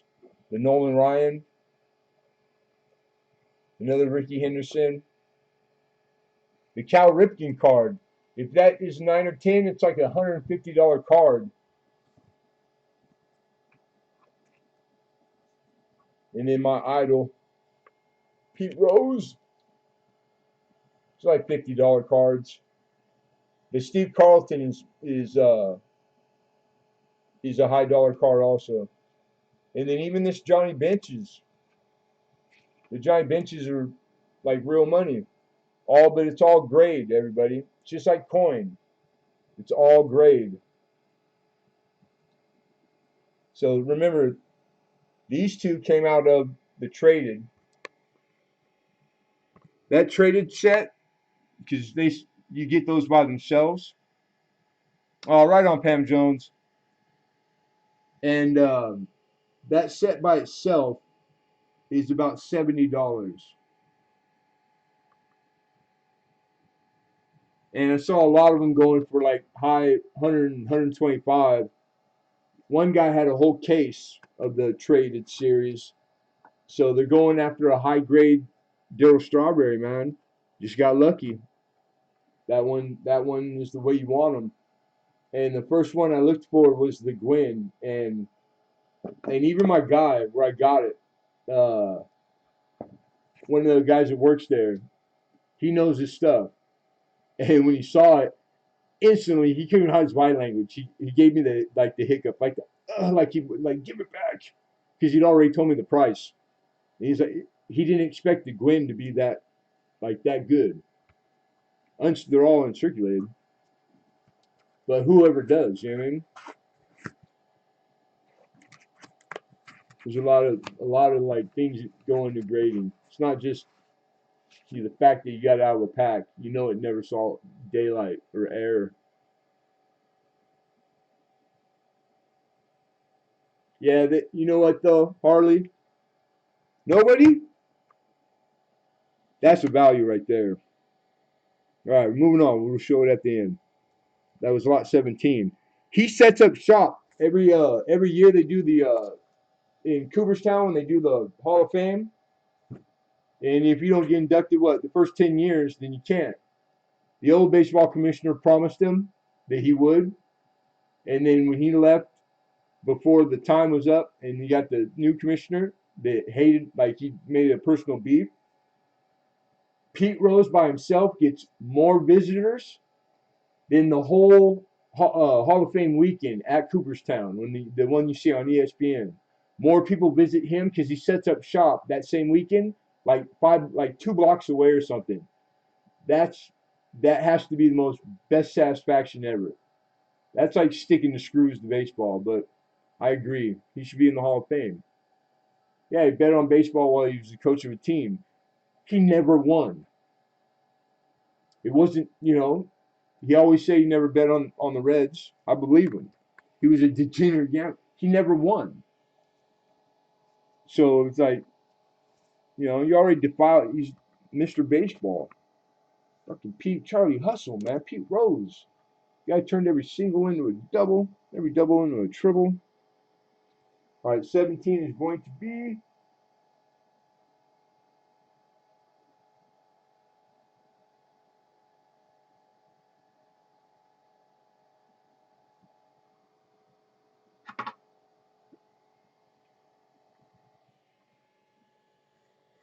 that Tony Gwynn rookie.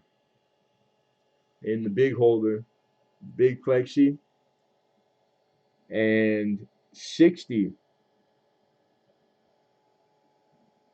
Right? Yeah, that's the order I got in. All right, so this is 1984 Tony Gwynn rookie card, card number 25. This is the Topps Tiffany.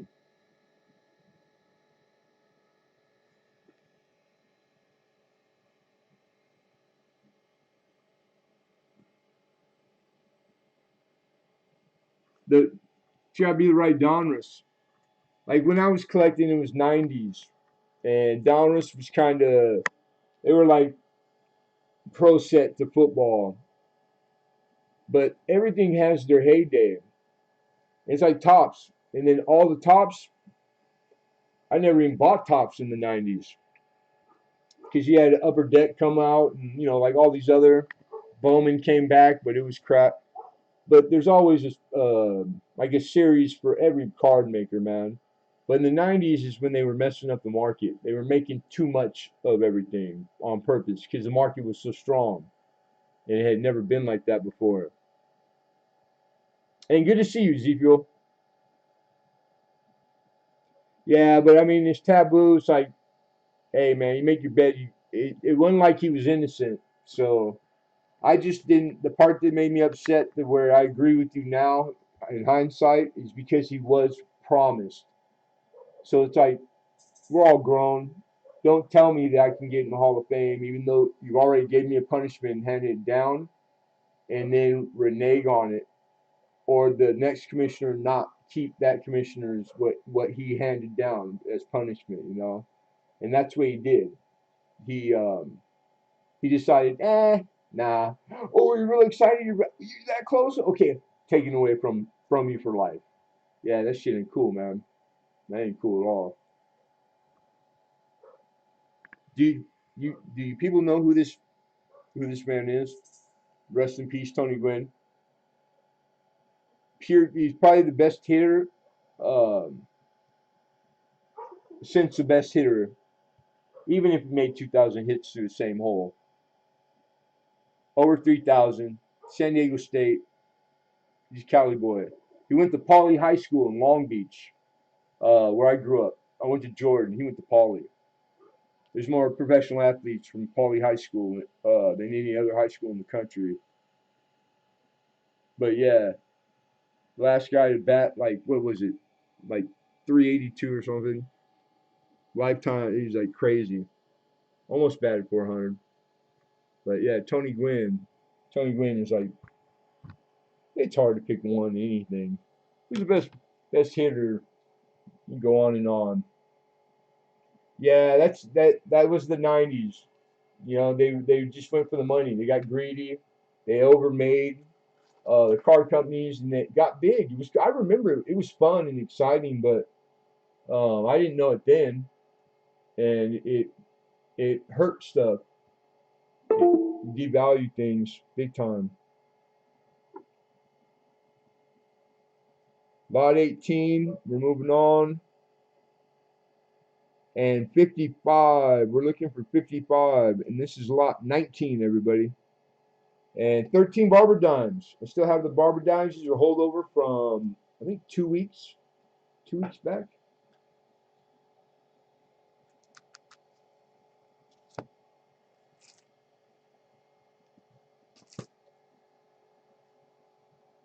They gotta be right here. No, they don't. They're actually in the album. And I don't see them. We'll move on. I'm not gonna spend too much time looking for them. They gotta be right here in front of me. Right? Aha! There they are. They're underneath the page. All right, I even dropped the price a little bit. 55. $55. This is an old Dansko press-in album. It's got clear tape. These are kind of notorious for like drying out on the spline.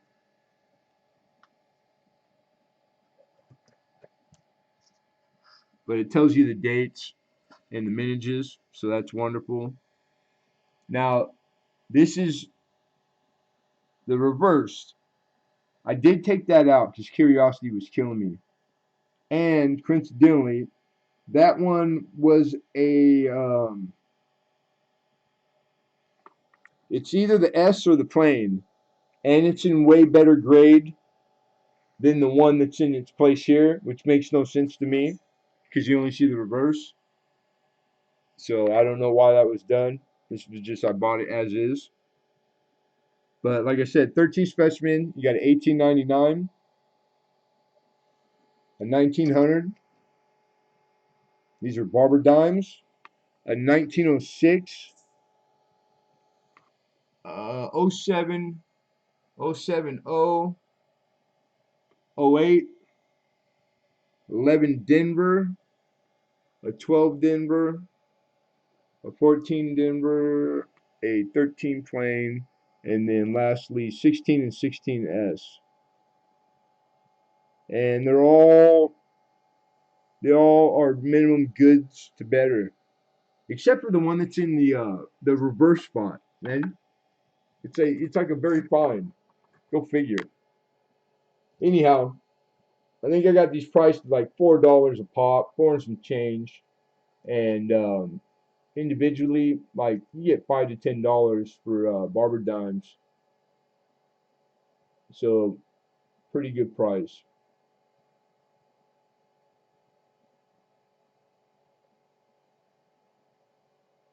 Mr. John Francis. Looking for 55. 13 silver dimes, barber dimes, lot number 19. Anybody? Anybody to open? All right, moving on. John Francis in the house. What's up, John? We'll revisit it.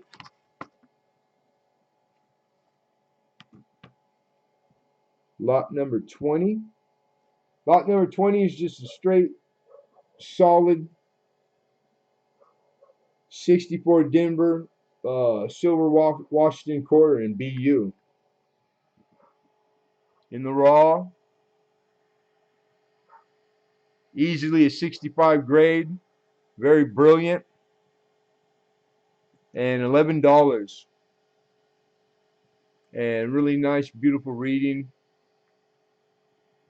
I like shiny mint state, sharp reading. It's like one of, you guys remember coin has 3 sides. I'm trying to use a natural light. Oh, I see. Okay, I see the opener, Robert. Just while I got this out, I want to see if I can get you guys to see the strike on it, and then we'll bump back to that block right now.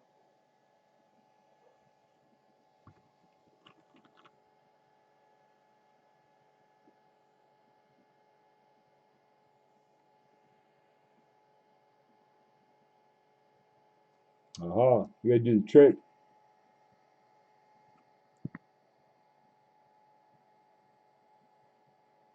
There it goes. You see how well you can see the crosshatch in the eagle, excuse me, chest?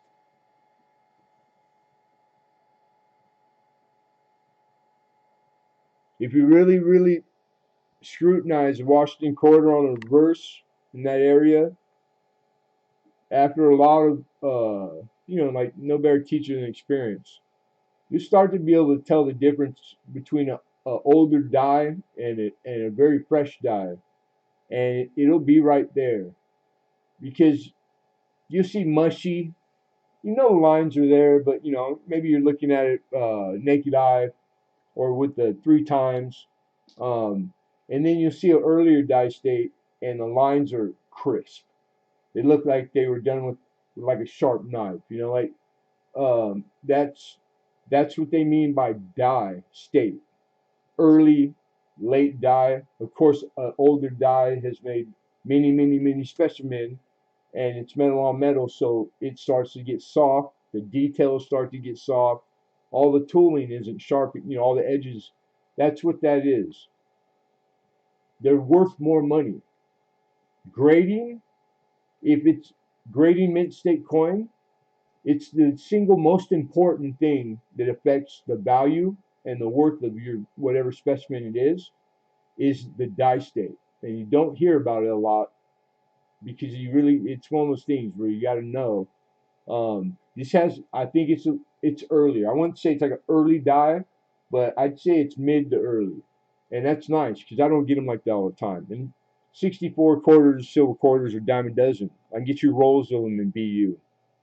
And I think realistically it's a 66. All right, so we do have an opener for the dimes, so we're gonna go back right now. We're gonna pause that one. I gave you guys enough food for thought. Think it over. And we have an opening bid on lot number 19. So we have 55 from Robert Pintoff. We need 56. That's on the 13. A dozen plus one. Yeah, Baker's dozen? No.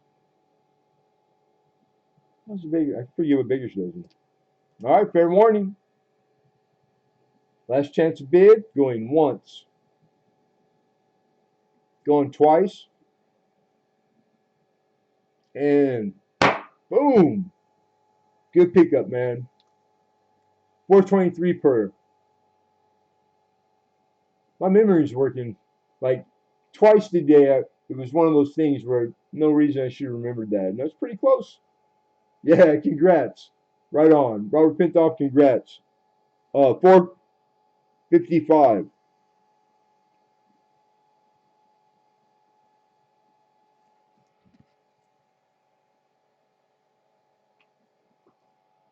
All right, so lot 19 done.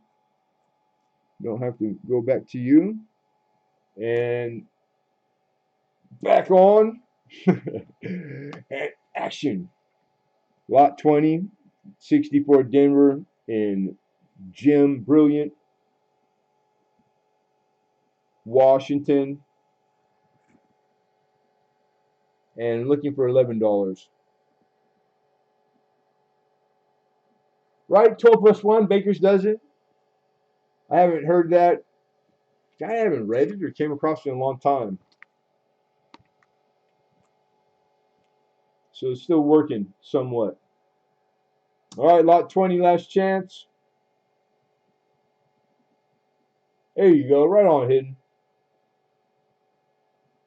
And we got the opener. Harley Handler says 11.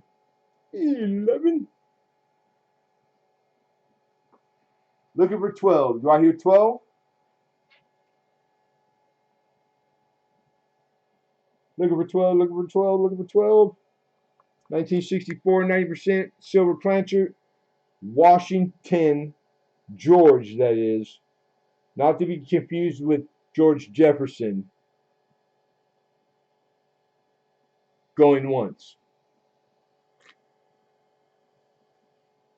Going twice. I wouldn't mind George Jefferson being on the coin. And sold. Harley, for the opener, congrats, bro. You if you're doing your Washington album or collecting Washingtons, this might be an upgrade. Let's put in the raw. No bids on the rubber. That's what I put the rubber out there for. All right, lot 20 gone, and the beans don't burn in the kitchen or on the grill. Beans don't burn on the grill. Took a whole lot of trying just to get up that hill. Now we off in the big leagues, taking off, turning back. Cool.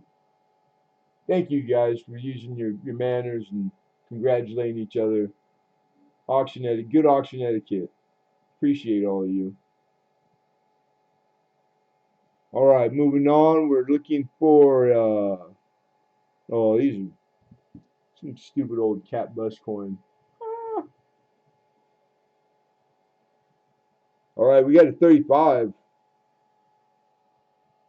And I need a $1.75. Show them why. Well, I'm gonna show them. I get the light.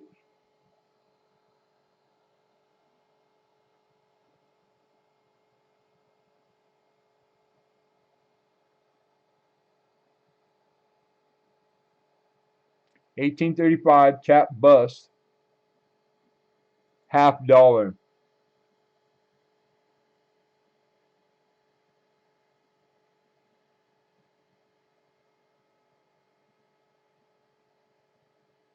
Oh, right on, Robert. If you want, I'll pop them out, put them in a dime tube. I'll give you a free dime tube, and we can add it to like a giveaway, or if anybody here would like that album, that's off of my Robert Pintoff.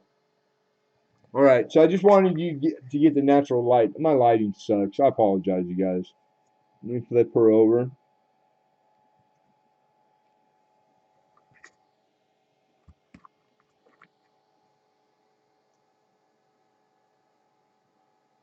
Yeah, it's pretty strong too. I doubt. Sometimes this camera just isn't really good with that kind of. Ah, there you go. Thank you, camera. Right when I was talking bad about you, I'm sorry. You got edge lettering on the rim.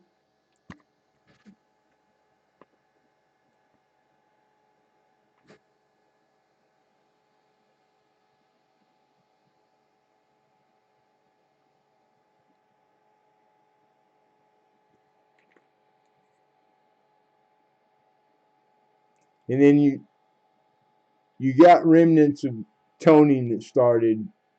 These were album kept, and I'm trying to get like a. I think that's a pretty fair. You see, like the shadowing. That's on the coin. It's not a shadow of something. But I wouldn't dare. I wouldn't dare mess with it unless you know how to do that stuff better than me. I don't do it, so I would say, yeah, you do. I wouldn't want to risk damaging it because of how nice it is.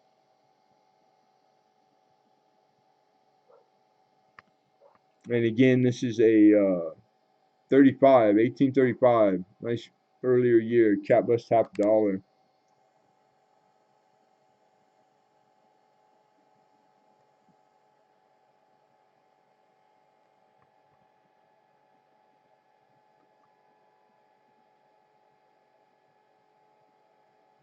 You see the circulation on a cheek where it's rough and flat.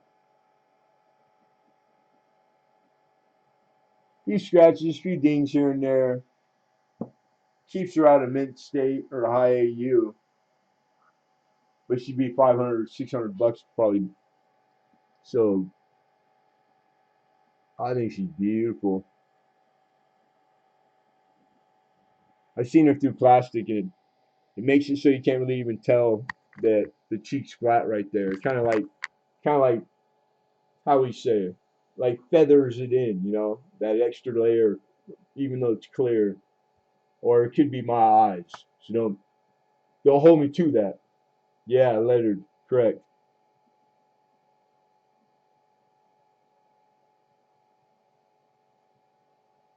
35, Philip.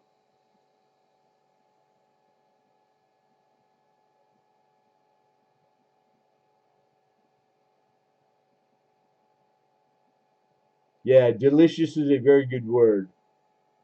Like if you want to get really like OG coin vernacular, um, she's handsome.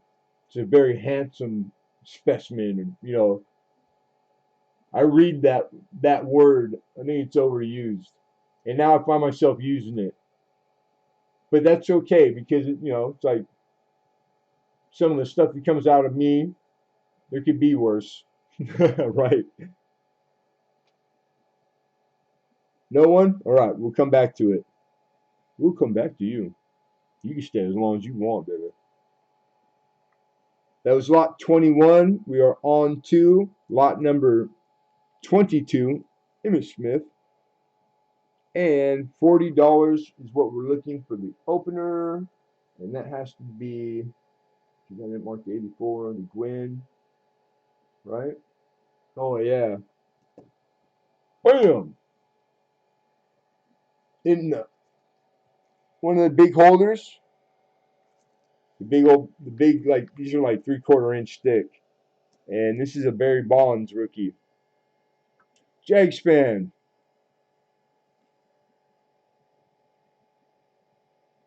All right, I'm setting that there. We got an opener, so we're going to pause on lot 22.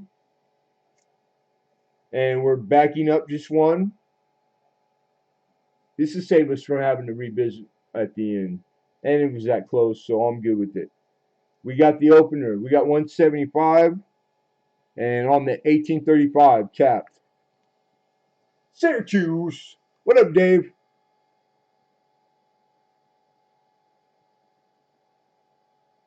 He said, your money ain't no good here. Get away from my coin. I'm like filling in the blanks. I'm imagining. I don't know. Yeah. What do you think I'm talking about? Hey, look, 5 years old. You can't even water the grass yet. Go sit back in the corner. Go build me a computer. Hey, that's not even funny. I bet most 5-year olds could build a computer now.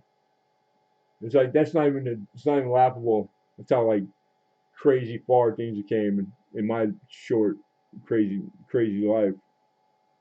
All right, all right. I'm up to speed. I don't think I missed anything. I'm going to give fair warning. We've been on this for plenty of time. We got high bid of 175, Jag Span. Be fair warned, going once.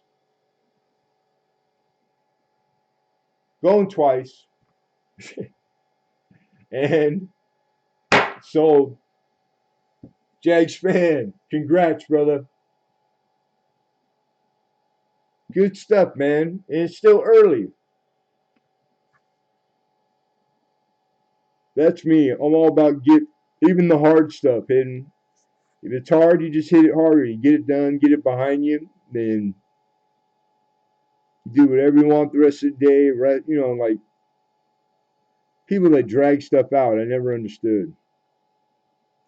Or like jobs where occasionally I'd get a job where it warranted like downtime, but you might still be there, you know, or you waiting to deliver your material, and that was torture. It still is.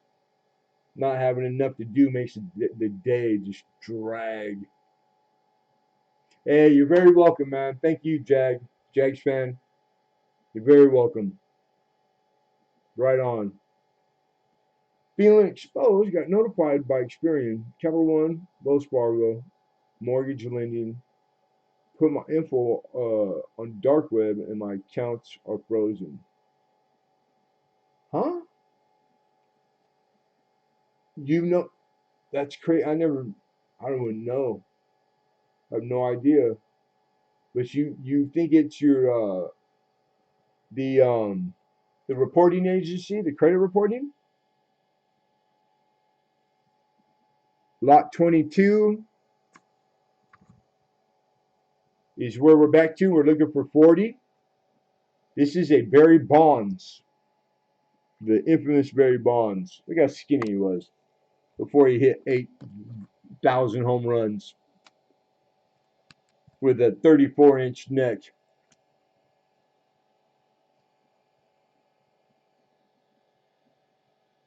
And the card is it's pretty there, man. Like I said, I'm not a professional sports collectible grader, but I did a little research, little things like that. I beefed up. I used a lot of photo of sold auction in different grades to have reference, you know, because there's photo out there too. But going and finding the photos, like really nice, clear, um, of the one just like this that sold last week, and the one that sold the day before, and the 7 of them that sold this month already. That's how you get a current market. When I tell you guys that's what its estimated value is, um, it's because I spend a lot of time keeping current, especially when it comes to pennies, man. Sometimes it's pennies on these blocks, the potential, and then sometimes you guys just go hog wild. You never know what you can get, but it's fun. Nerve wracking some days. But yeah, Barry Bonds is rookie. Uh, and that is 1987 is the year. This is Topps. This is his rookie card. And the card number is 320. 320. Metal Sharks. That's a new name. Welcome. Looking for 40 to open it. And we got 40 looking for 41.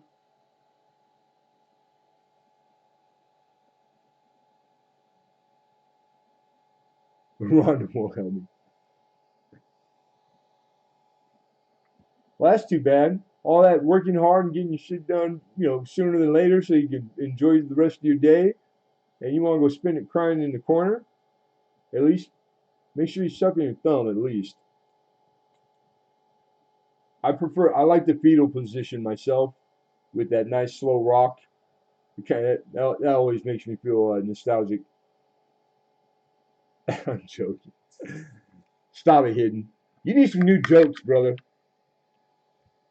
And I already can hear you without hearing you. I need some new ones too, I know. All right, be fair warned, everybody. We got $40 is on lot number 22. This is a Barry Bonds rookie card, Topps rookie card. Going once. Going twice. And sold. I sent him to the corner. I can still hear him from the corner. He ain't gonna stop him. Mr. Harley Handler, congrats, brother. For the 440.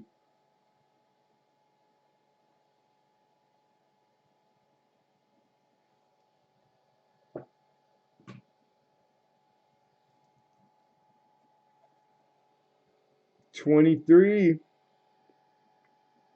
Almost to the giveaway. And you know what? I missed. I didn't put Jags. Fan. On lot 22. And the quarter.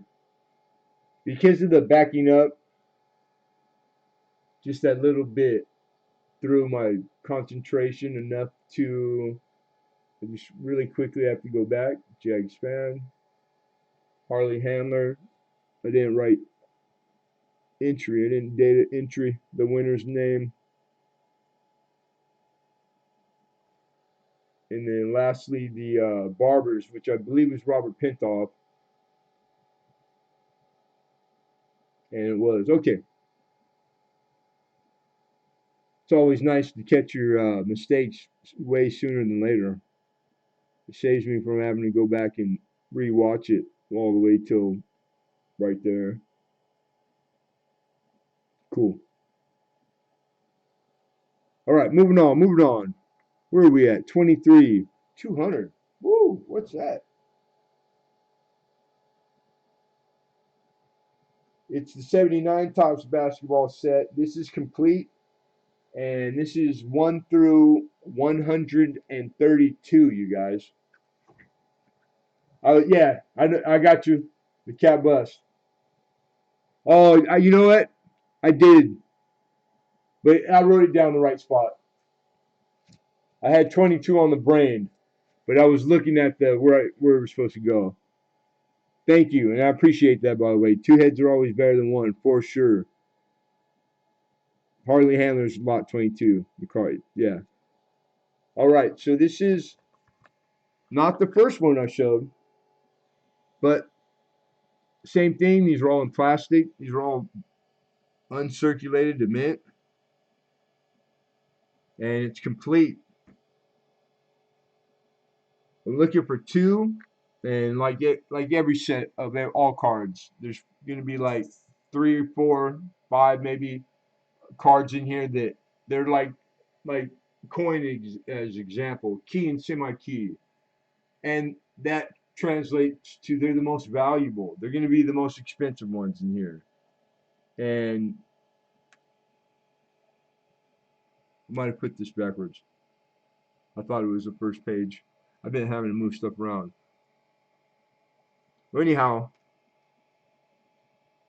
there's a Pistol Pete, and one of you guys got the same one that was, I had got it singularly, and it was in one of those individual holders.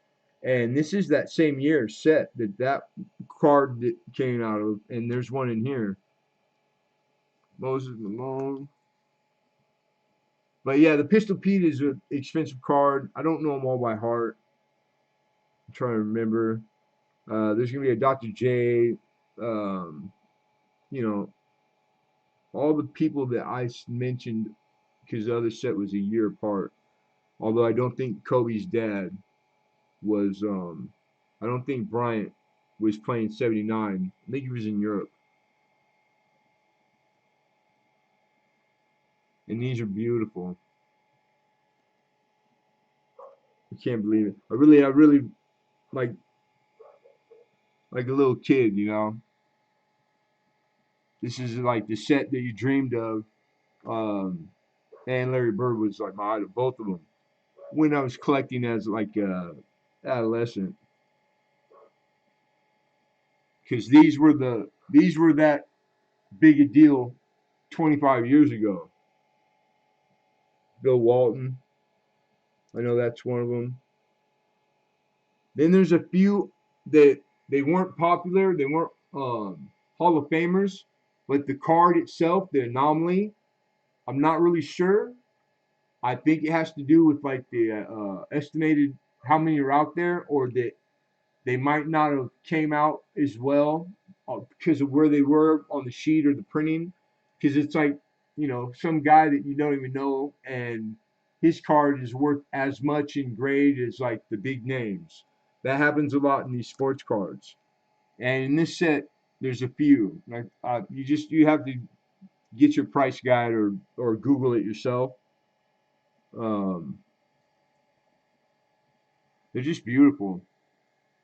And I'm pretty sure we got the most expensive card in here is probably the Kareem Abdul-Jabbar.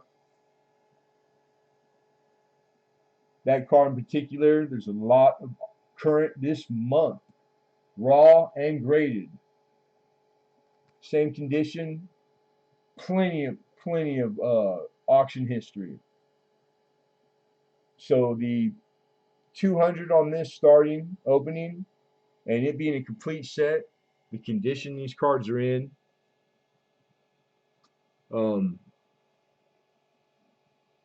you I think the cream card is worth more than what I'm asking to open up for the set. Like Scout's Honor.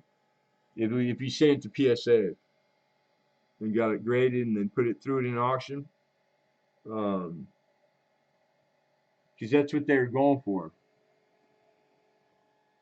Just I didn't know until I knew, because I didn't have to go do my homework until I got the set. Beautiful. Ultra Pro sleeves, pages. Very nice. Mud Swat's in the house. What's up, Mud?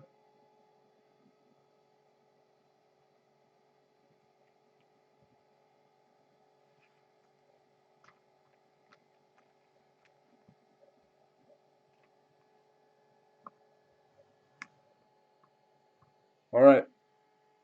These take a lot of room up. I'm going to set this off out of the way, you guys. And everybody heard the description, etc. So, because we're about to revisit, not but half an hour probably away. And you guys just have to remember. I'm joking. Okay, 23, done. We showed it. Lot 24. I picked this up. Somebody asked me for it. I can't remember who you were. I didn't write it down. Off with my head. I agree. This is a Whitman 60 pocket. This is a coin album. I love these. I use them myself. And it's a brand new sealed one. So it's been sitting there for a couple weeks. Whoever I got for hasn't reminded me. So $8. I'm looking for $8 bill. And these are great. They hold 2x2. And there's 60, the pages add up to 60 in there. 9 per page. 2 rows of 3. It holds a lot of coin. These are good. They make them in like rectangle, like not just, well, that's rectangle literally, but single row, I should say. But this is a brand new one. 60 pockets, relative to what? 259 and 61. Duh, it's like 5-year-old math. All right, Philip says he could use that. We got 8. Give us 9, or forever hold your peace.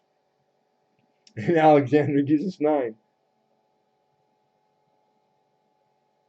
Kiss my grits. Looking for 10? Looking for 10. What says you, Mr. Phillip? What says you?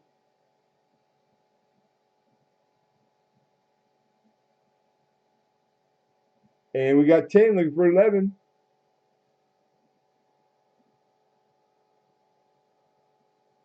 And Miss Monica T is in the house. How are you, girl? Thanks for coming in, Mama. And no, I didn't get my nails did. So we're even. Ah, I'm joking. I'm sorry. I'm joking. We got 11, and I appreciate your bid. I had Philip first on my screen with 10. We got Monica 10. Alex gives us 11. Then we have 12 from Philip. Can you show an example of them? What do you, I'm not in the same, I'm not, I can't even read it twice. I'm guessing. Let me know what you want an example of, sweetheart, because I can't even think right now what you'd be. I'm thinking cards. I got too many options. And we got 13. Can you show us an album? The inside. Oh yeah, we can do that. My bad. And Alex is out. Thank you, Alex. Like, here's one. It's the same album, just old. Yeah, I got Canadian coins on it, and you can tell there's stickers under it. So I probably kept something else in there at one time. And this is just the regular 2x2 windowed flips. And one page is 2 row, 3 coin, 6 total per page. And then you can fill them full of wonderful large cents and small cents and Canadian nickels and silver and painted bees and Toonie Looney and Daffy, and it's a lot of coin. That thing's heavy. These are good when you, like, for example, you want to take some coin down to your LCS to try to sell back, trade up, whatever. This is a convenient way to keep them safe, not have to take a bunch of something else. It's just a nice pocket size. I think that's what they made these for originally. And I've seen advertisements that are old that's what they were trying to. The selling point was that. But yeah, it's cushioned, it's soft. They work. They do the trick. All right, so we are at 15 high right now, and Miss Monica, and we're gonna call fair warning, you guys. We talked this one up more than we should have. Yacky yak. Going once. Going twice. And sold. Miss Monica for 15. Congrats, Mama.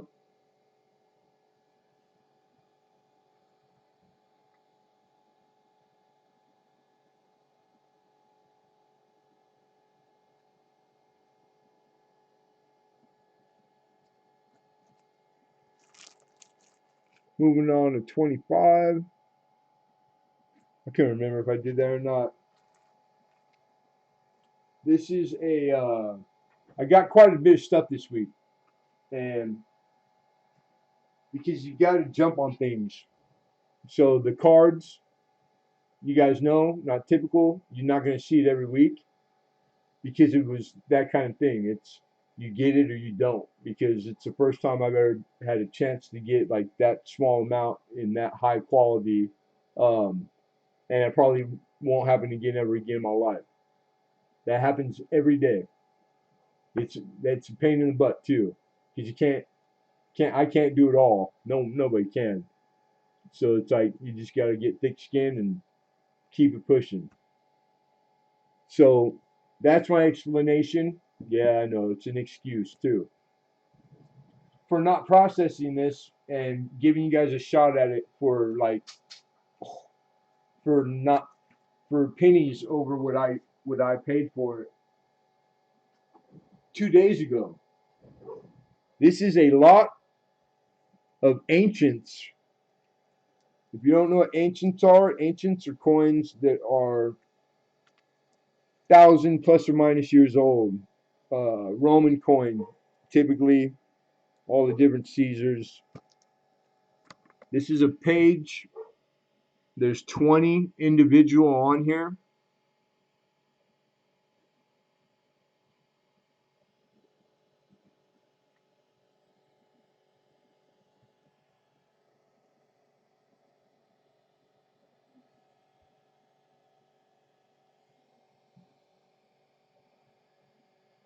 For me, this is a lot of work. I'm looking forward to it if it doesn't sell. If it does, then somebody else can do it. But the research, I don't think anybody knows ancients like that. Now there's guys out there that they do ancients. You know what I mean? But the figuring out, getting it down to a emperor, if it's a Roman coin. Um, the other side is all you typically usually the sayer. Like I know a little bit, and but I don't have ancients in my library. I have not had the need to go out and buy $150 book uh, to research a coin. You know, not these anyhow. But it's a lot of money to shelve. Like I said, $300. That's there's 20 in there.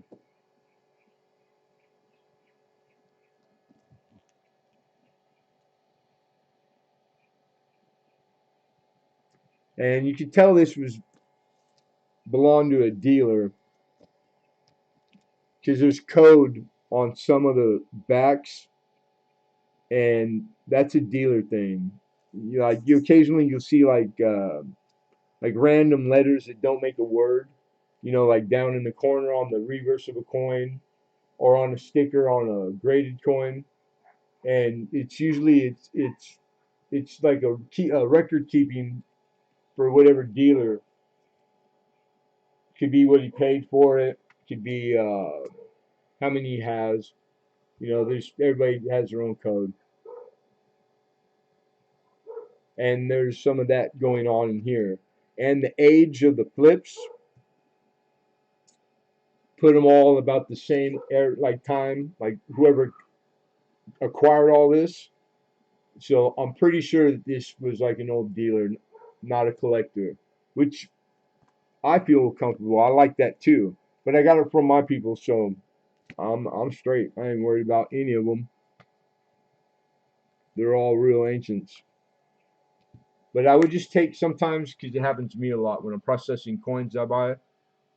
Take the labeling with a grain of salt, because I don't know, maybe it's just pennies or cents, but I almost find more mislabeled when they're older, from like the 50s and stuff, than correctly. And I think it's because they didn't really hold pennies in a high regard back then. They probably rushed through them, probably hated even putting them in flips.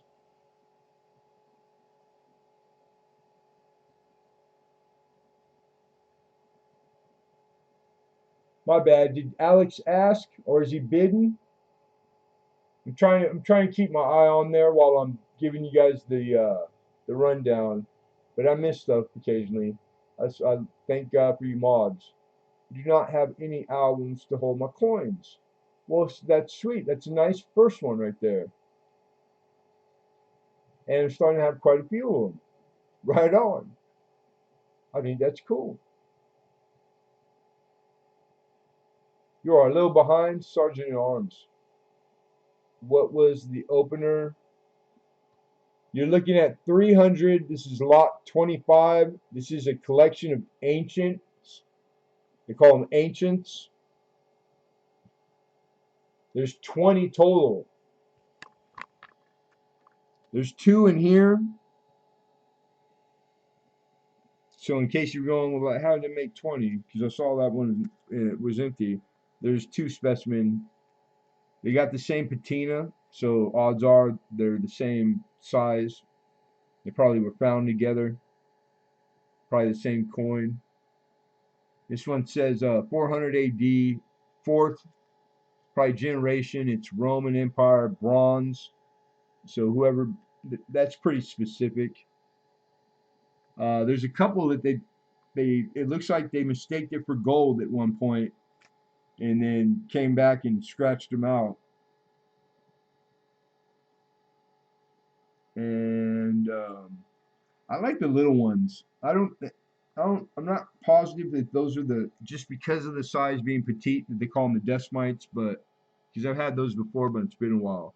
And then this one in the dollar holder, this has a lot of detail. You can see quite a bit of the stamping, so it'll probably be easy to with resource to figure it out, right? But whoever had it, and who knows when it was done, it could have been done 500 years ago. It's somewhat concaved.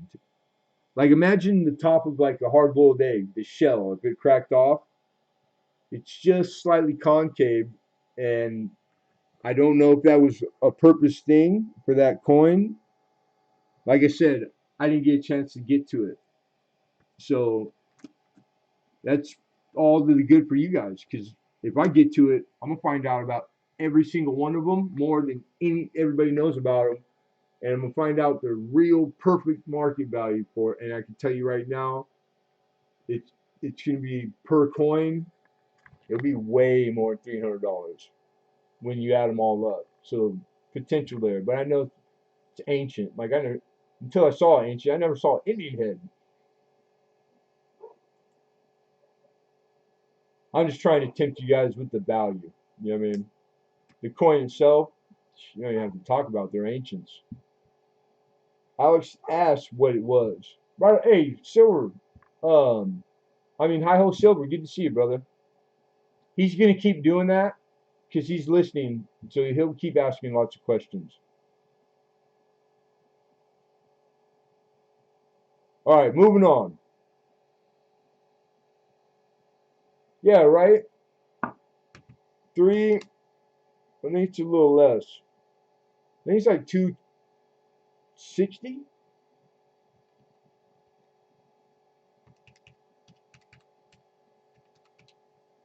It's 15 bucks a coin. And without knowing and never knowing, because if I sell something that I source, then it's real easy. If I'm willing to risk the, because if you never know, you never know. If one of them is $1,000 coin, if I never know, if I bought it for X amount, I sell it for a small profit, then it's just business. You know what I mean? And that's what it's basically how I'm treating it right now. But some people can't fight the urge of going. I can't let it go until I know. Sometimes, but it's a lot of work. That stuff's a lot of work. But we're moving on. We'll revisit it, or somebody wants to make an offer at auctions in. We're almost to the giveaway, you guys. So that was lot number 25. I'm Game of King Rex. Are you guys back? Or just been quiet?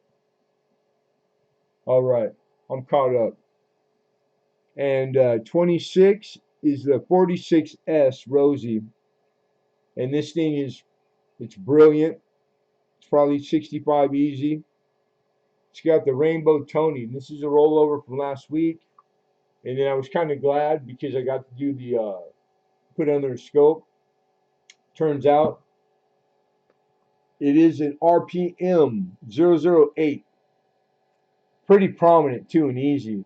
It's the only one that looks like this one because of the anomalies on the S mint mark, which by the way is a trumpet tail and not supposed to be. The style of mint mark, you got MMS 001, and I would like $20 bill. And you got every color in the rainbow right there. Circular, starting from the top. And super lustrous. Nice mint state silver rosy dime.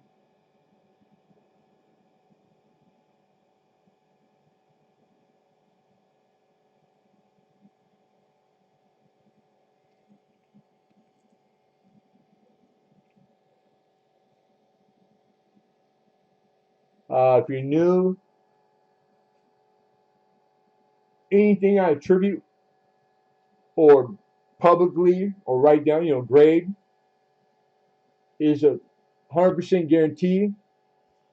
If you don't agree with the the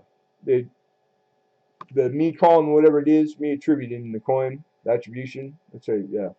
All you gotta do is reach out, send me an email, get a hold of me, and we'll either try to source a specimen or refund you whatever you want. We'll try to make it right. I just asked you to give me a chance to make it right. And by the way, I've never had one sent back. Not one. I'm pretty picky about bringing them.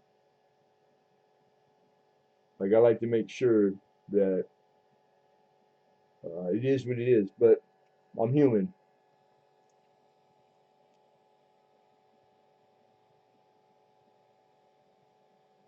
And this is the way, that's pretty odd, showing it pretty nice right there. It's heavy purple and blue, but it's got the yellows, it's got all the colors of rainbow in there on the top of the coin. I love Roosevelt, especially when they're rainbow. All right, moving on. It's like one of my favorites. Lot 26. We are on the 7. And here's the 34. Right? With the medium model. This is a type of 35. And this particular anomaly on the coin is actually trending right now. In all the grades around, plus or minus. And that is a, I'm conservative grader. A 65, easy. I think this 34 would make it. I think you make a 66 because every freaking 66 I've seen, and there was a bunch of them. I'd be damned if this one wasn't better looking.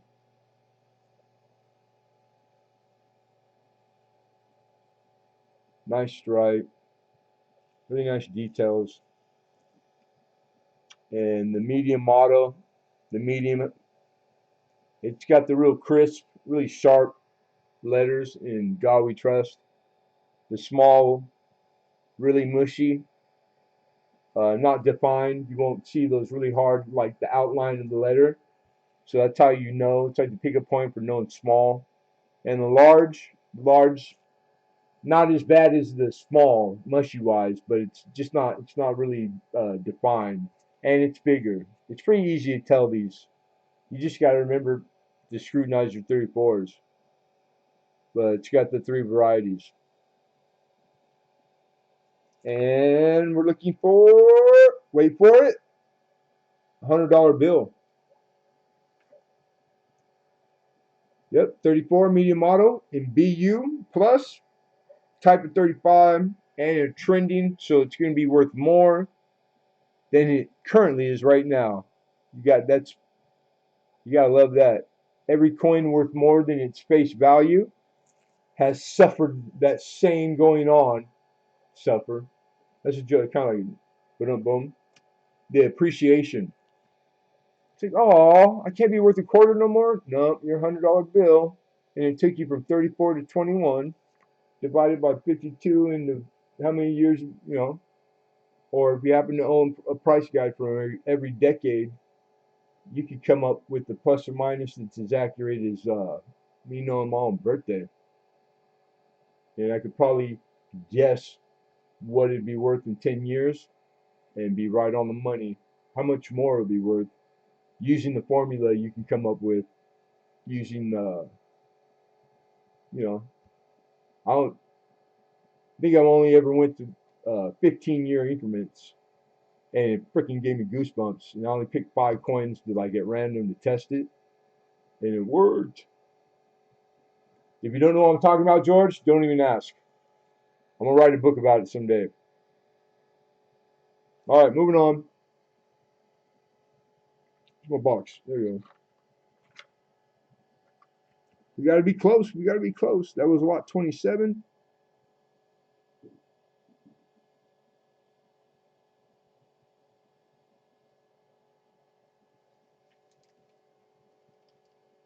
Damn. Ouch. Lot 28. I think I lost it. Lemonhead wants to keep it. Sun's going down. It's like dusk now. Okay, we got to add some light. All right, you guys. This is another one of those old copper.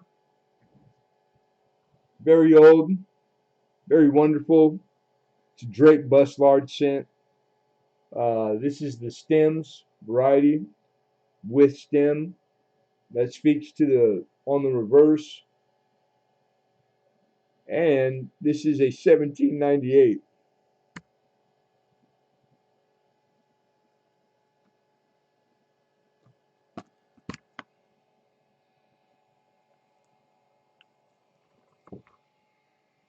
And I need 130.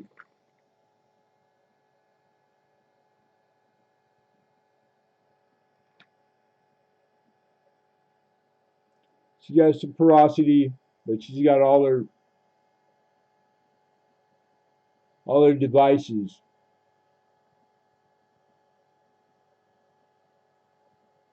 And this one, pretty cool because she's got more detail in her hair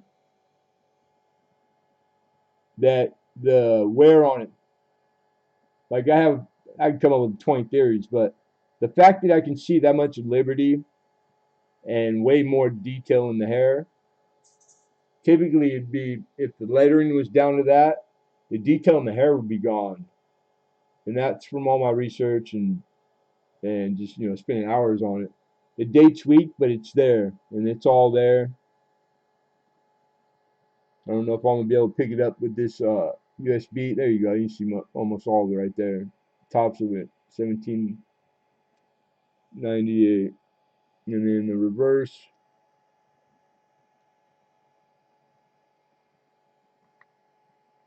Mark A, welcome. Good to see you. Hey Clay, what's going on, Clay? Hey Miss Kayla, how are you, sweetheart? If I miss anybody, I'll catch you.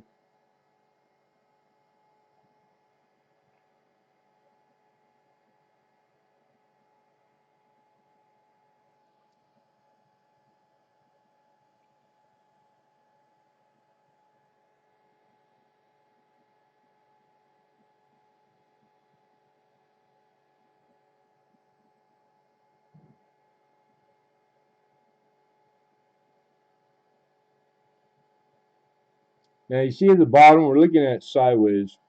I just want you guys to see like all of it from every angle. Because it's chocolate brown.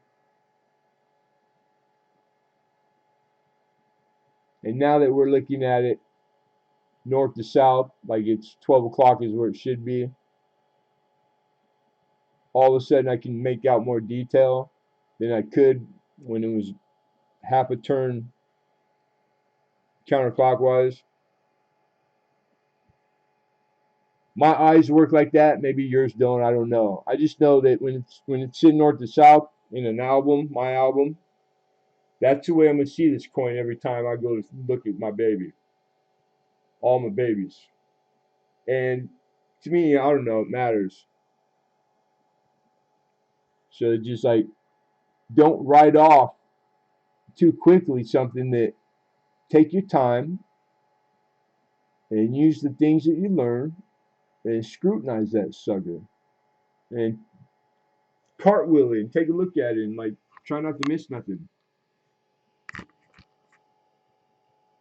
And if you ever come across Drake busting or anything in copper, just get it.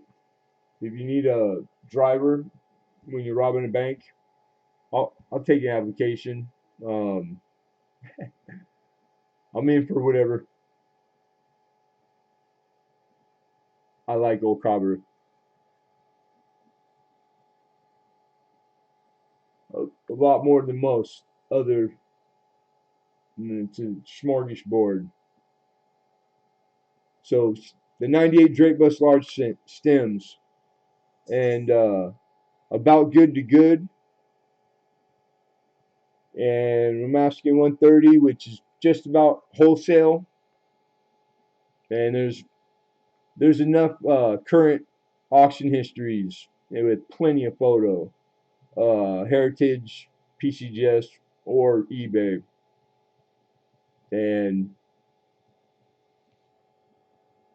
you'll see that the Drake busts that are probably about 10 times in lower grade going for $100 bill. I think that About Goods even valued at 100 in the gray sheet. I can't remember. All right, keeping her.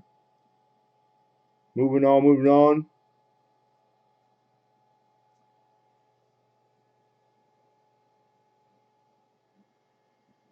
Lot 28. This is a lucky. I don't know how lucky, but this, I'm pretty sure I read it right. No, I'm joking. This is a wedding coin. Historic Society puts this together. They do pretty stuff. Lucky wedding coin. Something old, something new, borrowed, blue, and something stuck in your shoe. I guess that's a tradition, is you would put the lucky coin in your shoe, or she would, and I think it's more European. And then it's got the little why that custom is what it is. And the specimen is beautiful. It's uncirculated. What year? We gotta look. And it has the COA. It comes in an envelope. This is like in a hard plastic, like a proof set, like a United States proof set case. And it's a 67, so it's not silver. It's a clad coin, but it's a mint state coin. And I think I wanted, what, like $5? Yeah, I bought it for $5. We're looking for $5. And this is all the original packaging that they had put together at the Historic Society. So it's not just sitting out. Will you hotwire your own car? They don't use keys in Australia? I could watch it. I'll YouTube video it. I'll teach myself.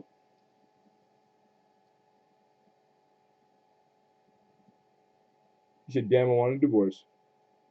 I got Monica for 5 first. I see your 5 hidden. Alex made it 6. We got Tia with 7.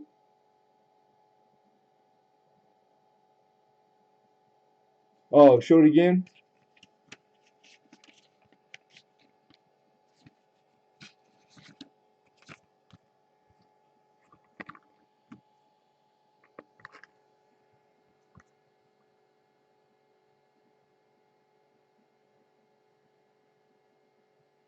$1967 6 pence.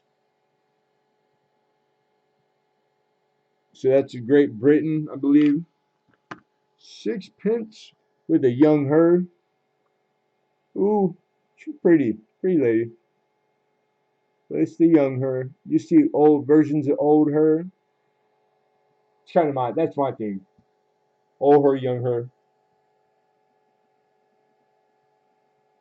Beautiful coin. This is roughly nickel size. If you're not familiar with the coin,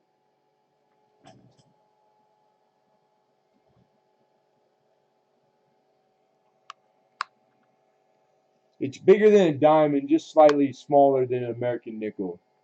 So that helps you like imagine the size of the coin.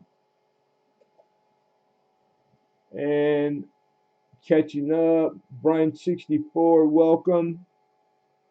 I see Alex with 8 and Monica with 9. And John Argent's back.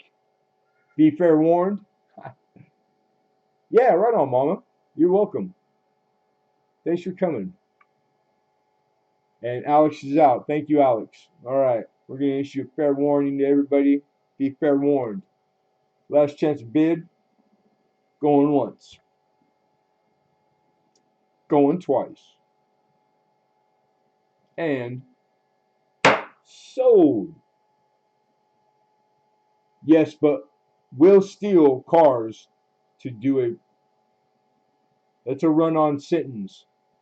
They'll have English. They'll make you take English in high school in Australia. God, I want to go to Australia. You guys just got made down there. I don't know. I don't know if it matters. I'm just thinking about it. I'm not putting a lot of thought to it. I joke a lot. Well, I mean, logic tells me that I'm already planning on getting away with it, because that's real stuff right there, robbing a bank, right? So whether you're the car that you leave in, the getaway car, is stolen or your grandmother's, it shouldn't be a have any bearing on your decision making, because you're planning on not getting caught, right? Because if you do get caught, the last thing you're gonna give a shit about is that you're in your grandma's car, because you're going down, man. They throw the bank robbers under the jail. I think they burn them at the stake still. Don't hold me to it though. Just don't rob banks. I hope. Just stay out of banks. Period. Monica for 9. Congrats, mama. Lucky wedding coin for the single lady. Is that what this is? Stick it in. You can stick this in your shoe. You gotta let me know if it works. Yeah, that is cool, huh? Very different. Right on. John Scott, and thank you. We are on lot 30. Last one. Then we just got to revisit the no bids and we'll do a giveaway. So if you guys got a few more minutes, hang in there. And we got a nice giveaway. Lot 30. Lot 30 is very hard to find. And what I didn't know yesterday that I know today, which was really interesting, is that these are more scarce in circulated grade. The type 1, this is the 17 standing quarter. I just had you. There you are. And 75 is what I need. It's a nice grade. Strong rim. All the design in the rim and the shield, and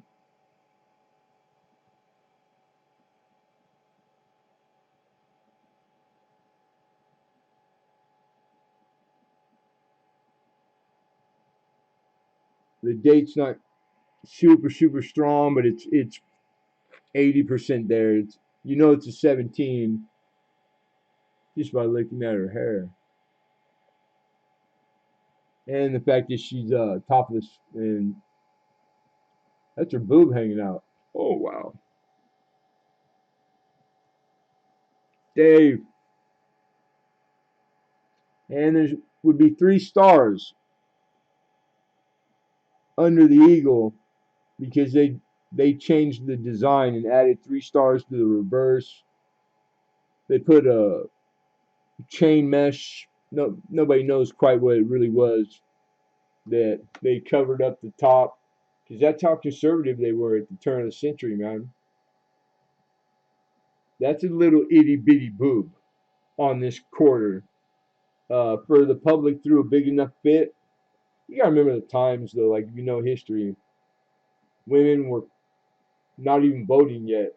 Like, there were so many things going on, and prohibition, and how powerful and how loud they screamed. They probably just said, "Okay, we'll stop. Just take booze away for a little while. Leave us alone." That they wouldn't have it. They would not have one movie. So that's why you got the type. And if you start I love the obverse design on the Stand Liberty. If you start an album, in every SOQ album, it's going to be in your Dansko or your Whitman, whatever. It'll be print. It'll be one of the known. If you're doing with variety set, you know, like you see the price quotes with varieties, all variety. It's like saying with proof. Just having a 17, the other type, because they stopped like mid-year or October, I think I read, and had to redesign it.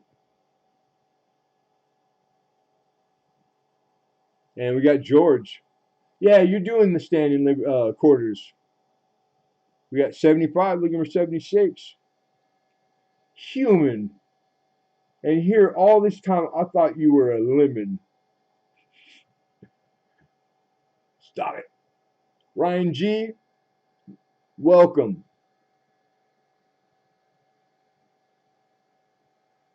Maybe minting $1 trillion coin soon. Well, that you ever see that? Fair warning, everybody. We got 75. You ever see the what is it, 2,000 ounces or something? The one gold coin that Perth made. That's gotta be worth $1 trillion. It's outrageous. It's like the size of a freaking like my table.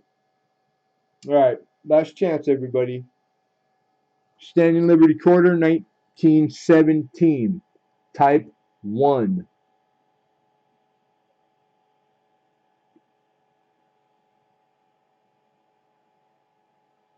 Yeah, correct. If you hear me use the word plane to describe and you hadn't heard Denver, then that's Philadelphia. Or if you don't hear me say anything, then that like also it's Philadelphia. Or I made a mistake. It's 3 options. All right, going once. Yeah, right on, Philip. I'm guessing you're looking at a page or a price guide right now. Going twice. Tell me if I guessed correctly. And sold for 75 to found it buried. Mr. George, congrats, bro. Nice pickup, George.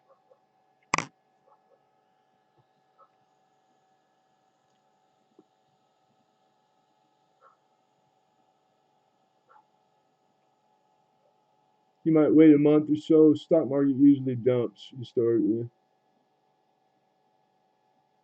Yeah, congrats. Congrats. I've got a Philly. Okay, right on. I think the Denver is more expensive than the Philadelphia, if I remember, if in the same grades, if I remember right.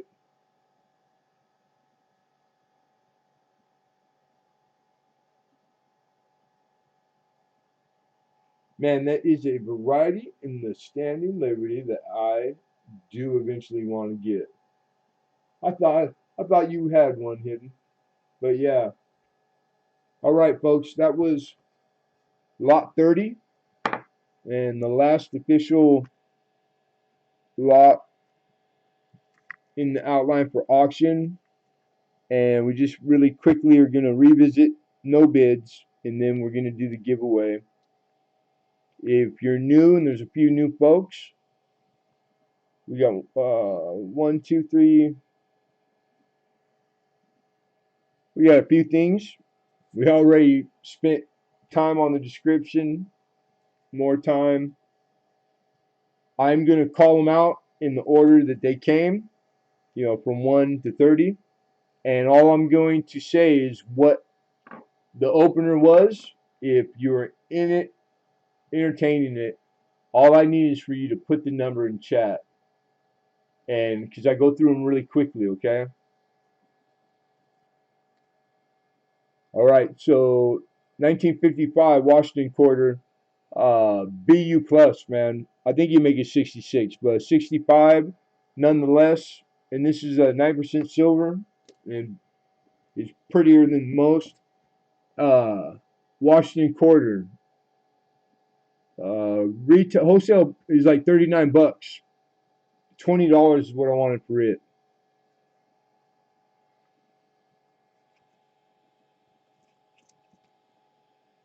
And earlier die state, I remember showing you guys that and explaining what that was. All right, moving on. I don't see 20. Then lot number 7, the CC seated half, 125. Estimated survival And these numbers are all on PCGS. You guys can find the rarity scale, estimated survival rate. In all grades known, there's probably 450 in the world left of this $50 that was made in Carson City. And 125 for the CC. All right, moving on. The first sports card was a George Brett rookie. Well, it's over here. Then that would be correct. Yeah. And then $100 bill for the George Brett rookie card. Number 228 is the card number. This is Topps. That thing's about 3/4 inch thick plexiglass right there. These things are every card I'm going to show you right now. I saw 30 auctions this month, today, doing the research in every grade you could think of, and they're all super outperforming. The card market is back with a vengeance. So maybe you don't know baseball. It's George Brett. He's like the dude was a stud and one of the best baseball players to ever play the game, ever. Almost hit 400. And I see 125. All right, John Scott. Going once. Going twice. Sold. Thank you, sir. CC John Scott for the opener. Nice pickup. Very nice. And thank you.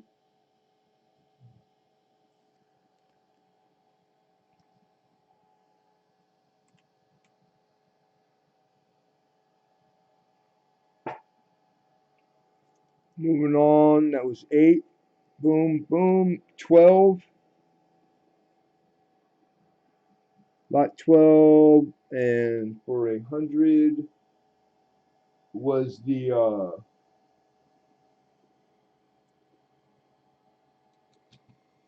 factory sealed score. 1993. Franchise. It calls it out right there. Guaranteed one random insert.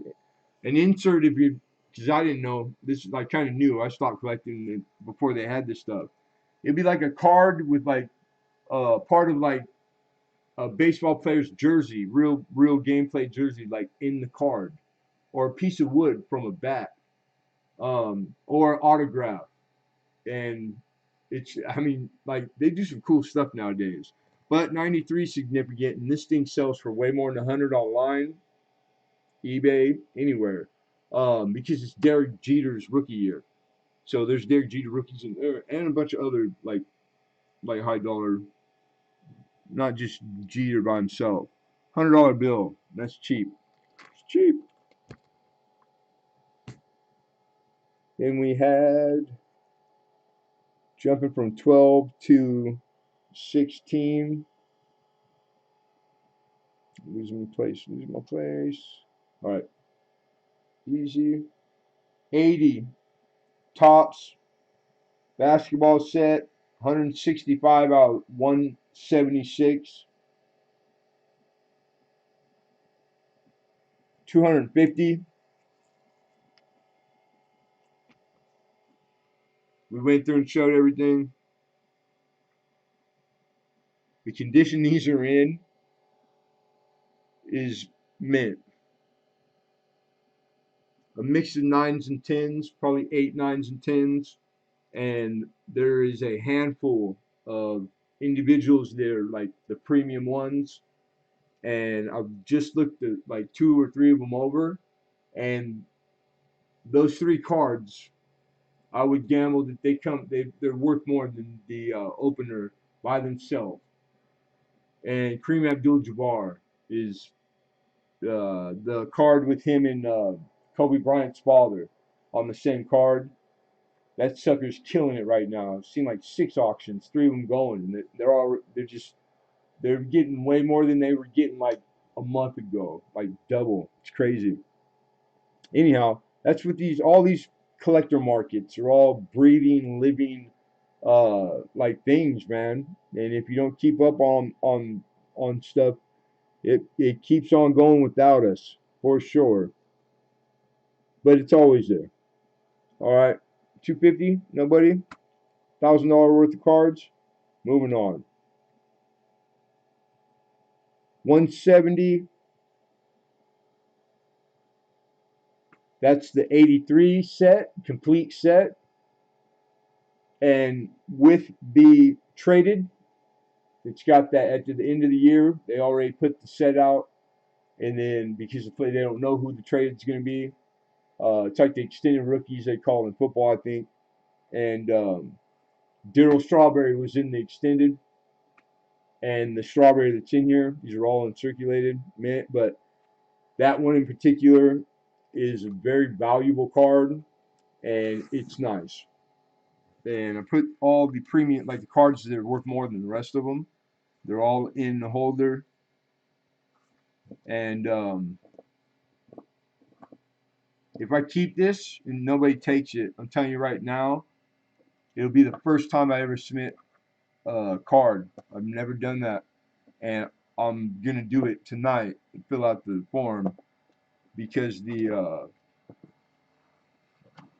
Sandberg, even the Wade Boggs is pretty nice, but it's the Sandberg and the Tony Gwynn, and even if they're 9s, like the Tony Gwynn's pretty expensive. The Sandberg, if you got lucky, you got a Gym 10. And they're trending too. And this is all on PSA's free website. You guys don't trust me. You can go check all this resource and all these prices, their current market, and because it's all to the new. 800 million worth. God bless them. So yeah, nice set. Nice rookie cards of Hall of Fame baseball players. They're like just that year rookies. It's kind of hard to find another year. I mean, maybe going back, but you really have to be like super knowledgeable because of just all the different rookies in that year that turned out. How many Hall of Famers did that year produce? Quite a bit. And just a few more. That was 18.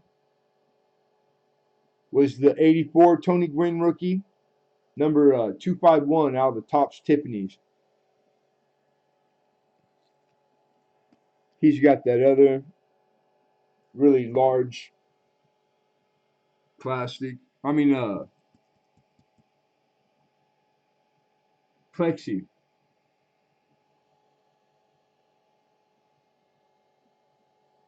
Beautiful. I was asking 60 to open it. I value it at I think like 130 or something by all the current market histories. Man, it was easy. It was a lot.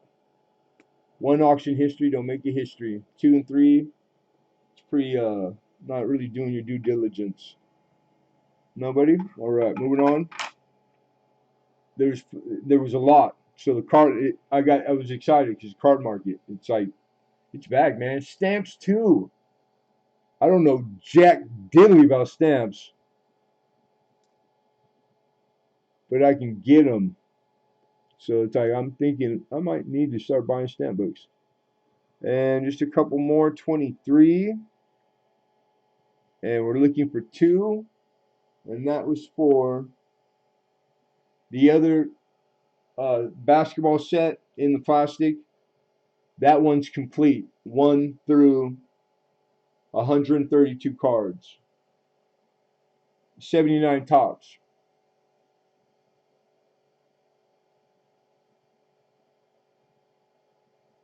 Same going on as this one. It's just this one's missing like, a handful because they're like 30 grand.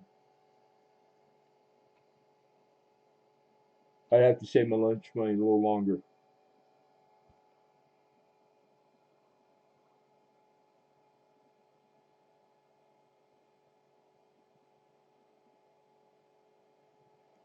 And then the 34 Washington medium auto, type of 35, trending.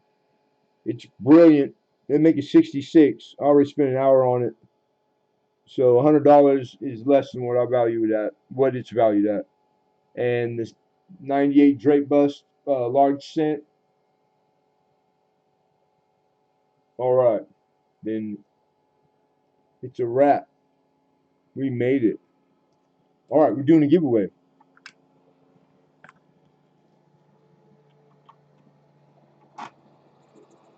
Did we miss cream? Cream sold, right? Well, I'll figure it out later. I'm gonna put you right there. You couldn't get hurt if you tried.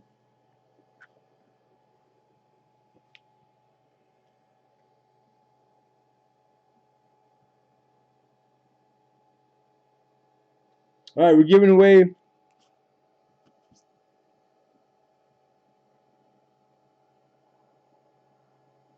a coin that they make 50,000 of. This one's not silver.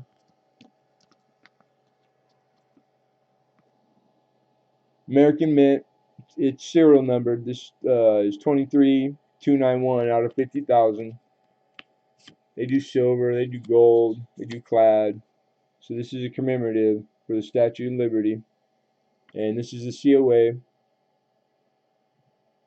I love this these series that this company does. All the different ones. They do a lot. Pretty cool. And it's in a direct fit. This is all the original how it came, you guys.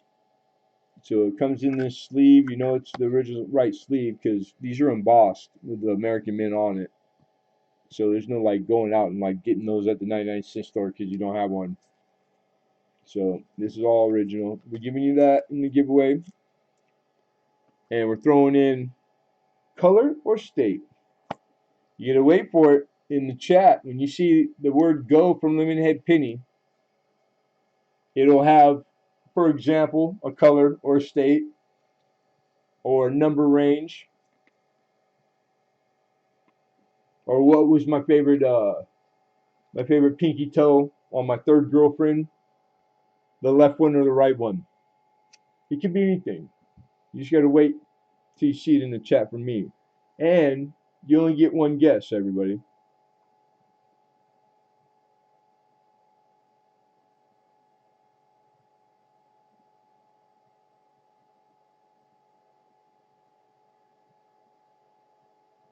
Yeah, you say must be 18 or older. Well, this is all labeled for 18 and over, but that's not official. If you're smart enough to be in here this long and pull it over on the rest of us, and you win the giveaway, because that's just pure luck, you deserve it. I'll ship it to you. But ask your parents really nicely though. This is original United States Mint, uncirculated, commemorative. That's how they came, sealed. They did these in silver also. This is clad. Man, these are beautiful. And the little framed window is its own COA. You see how they do that? Pretty fancy pants. Kill two birds with one stone. Oh, that's how it works. You just slide the coin in there. In the card, it is a COA. It frames it nicely. That's the box. So you got those two.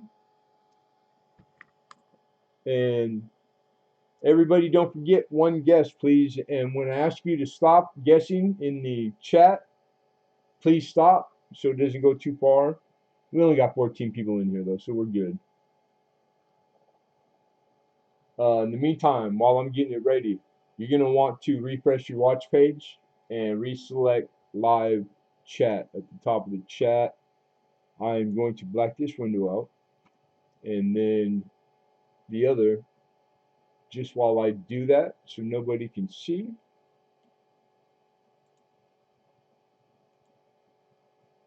I think I'm on the right one. Dope. All right. And lastly, good luck to everybody too.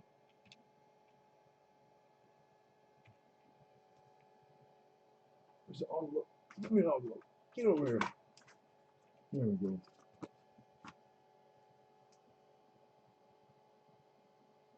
October 5th, 2021. G. A. W.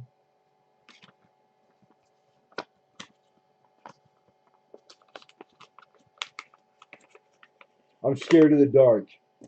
Are you really? How?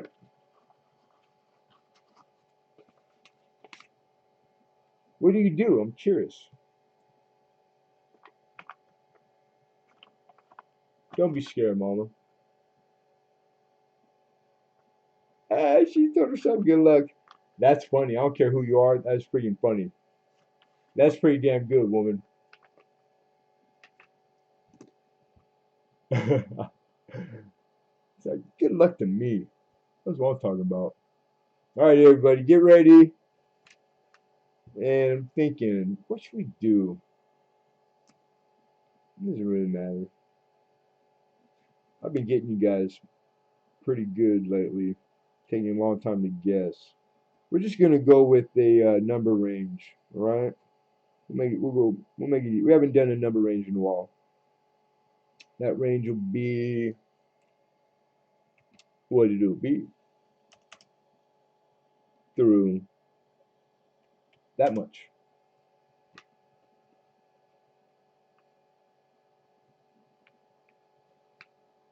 And then I'm going to make you guys guess for this much.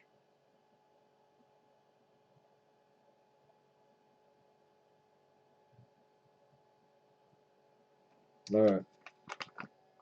We're ready. We are ready. Good luck, everybody. We're looking for a number. In the order they come, if we have multiple corrects, it's always the first in the order on my chat, of course. Forgot to say that.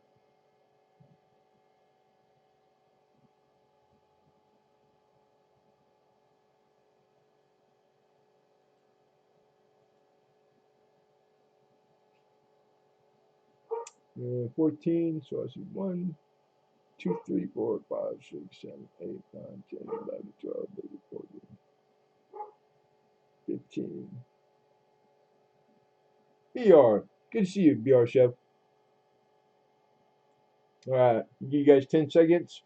10, 9, 8, 7, 6, 5, 4, excuse me. 3, 2, 1. I'm pretty sure we got a winner. So everybody, you can stop. The range 100 through 140. What did I put? I put 124. I know I saw 124. I'm going to go over here to the chat. I'm going to scroll up. There's our go. You guys see that? I got Scott, 133. Alaska, 131. And the fourth person, John Francis, 124.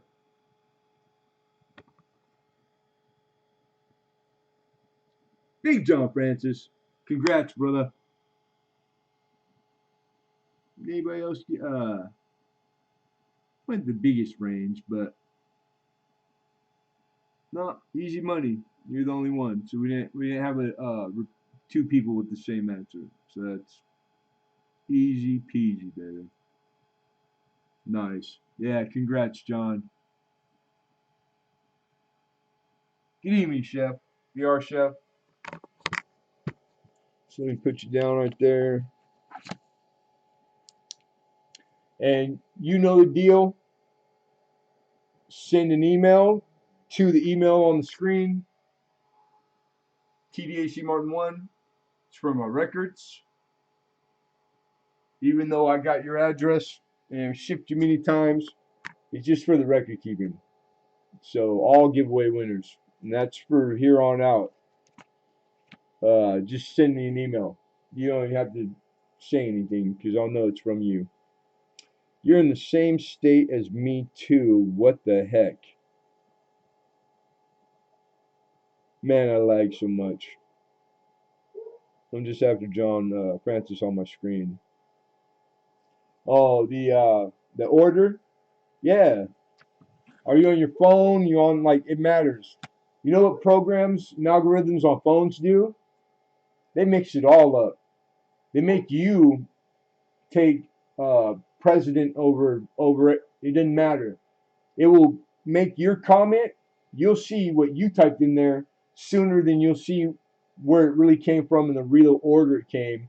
Like we had figured that out a few years back through like a lot of channels, and it's been beta test after beta test, man. Yeah, you got it, Francis. Hey, congrats, man. So it not necessarily might not necessarily be your like your connection or how far you are from your mainframe. There's all kinds of little things that like took a long time for me to learn, and I still don't know nothing about computers. But I've gotten it to where there were shows and auctions where we just disappeared, couldn't get it going, or everything worked for a month, and for no apparent reason, the fifth week it'd go haywire. Now my shit stays on excellent. It never comes off excellent, and it's not because I'm an excellent computer engineer or nothing. It's because I pay like an extra $12.99 for monthly to my provider, and I got hardwired. I'm not using Wi-Fi, so I shaved a few seconds off there. I got the gold instead of the regular Cat 6 cable, and it's only like 20 bucks more. And the gold connectors plugging into this $9 Walmart refurbished computer, and that's it, man. I think I've been on for like 18 days, running everything. It's a little hot, but it's still kicking. Shout out Walmart. So a second here, a second there. Like I got it down to where I wasn't early on. Um, I was never south of the factory default, which is 10 seconds. So you could go in and make whatever default you want. You can take the 10 seconds off. I don't mess with the default settings because it works. I did before, and I don't know, man. It just started making sense, and it works. The little things, but probably in the future, maybe if everybody had like a $6,000 gaming computer, like 10 people around them, and they were all online together. Even then, it matters how far you are from the source of your like your cable that comes in if you have cable modem. I mean, it's pretty quick, real time. How you get better than real time? But having so many people all around the world, there's people from Australia in here, and you said it. You're in California, and I am too. And hi ho's like connection is probably better. And it's like there's a lot of things we'll never see. Weather, who knows if the guy that works for AT&T should be working, but he's in the bathroom taking a nap and he dropped something that affects your connection in the toilet. You'll never know. I use Chameleon, so I think I have an Android sometimes. That way they cannot profile my stream. Wow, we're getting there early. I want to know who they is. I take it back. I already know. No shout out for they. No shout out for they. Hey Lincoln, have a good night. Take it easy, brother. And thank you for the help.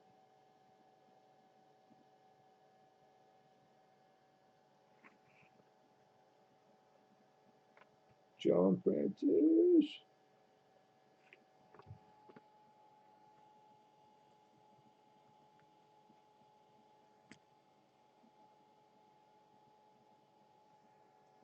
Sweet. Is there anything while I got you guys? Anybody need help, questions?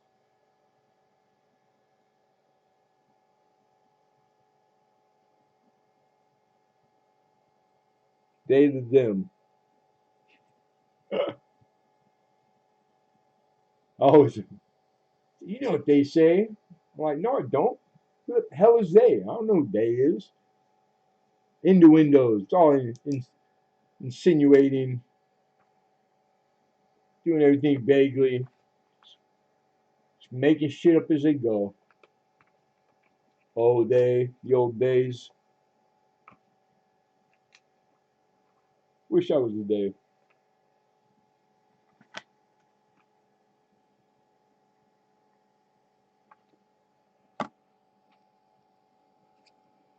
They, the them. That's very true.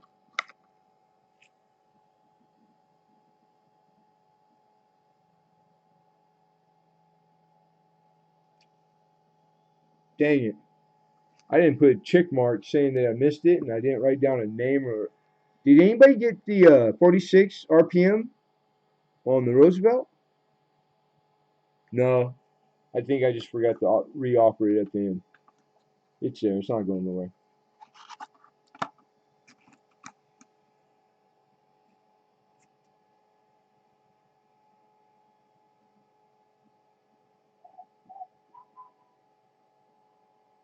That's only got the 55. I was getting sidetracked easy. I'm tired. It's really, and I didn't even finish. I didn't make it to those ancients, and it took like 2 days straight to research and get ready for auction.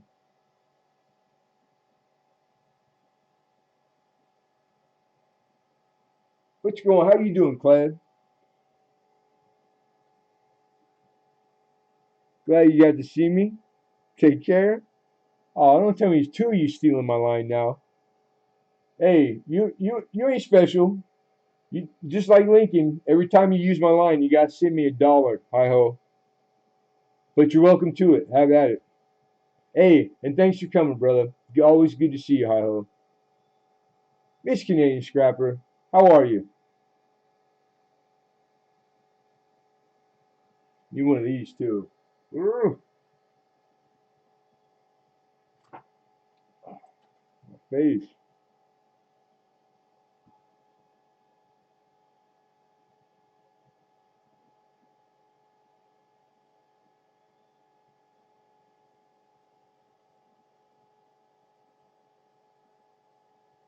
Eh, I'm just going back kinda. And I didn't see the where hi ho leads with no or Monica says, well, I'm on my desktop. You saw two down. That's hi ho. That I don't care who you are. That's freaking. That's funny. You gotta be funny to be able to even think that thought in your head, or to recognize the opportunity, and it's perfect joke. He's like, Kinky. I'm laying in bed. She's on her desktop. I'm in my bed. Boom, boom.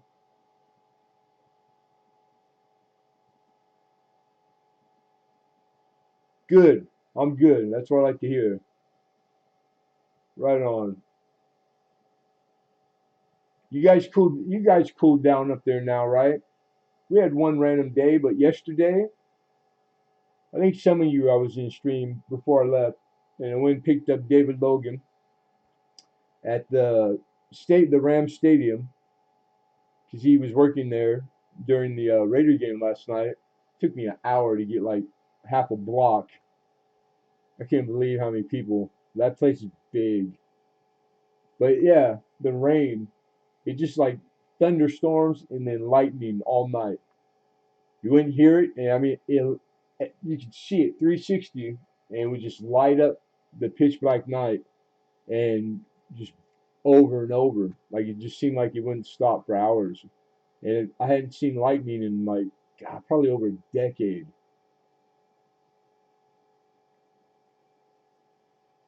Okay, cool. You got it, John. I still got you. It's just sitting there. It ain't going nowhere. And now you got a little more to go in the package.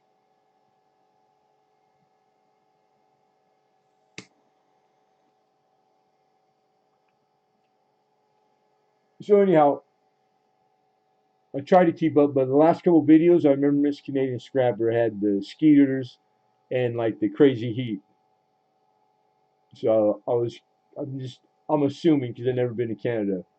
I instantly think cold. You guys have seasons. They're just not very long, right? Because it's cooling down, but I can't take the muggy, the humidity. God, I hate humidity. I could never live in the South. Visit, but not live there. Well, I don't see any questions.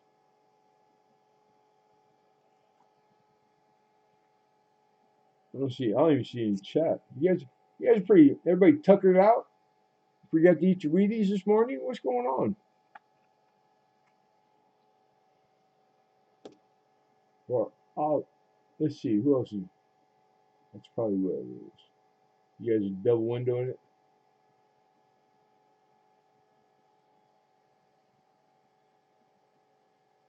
62. Tank top weather. Yeah, that's good right there. Between 60 and 80.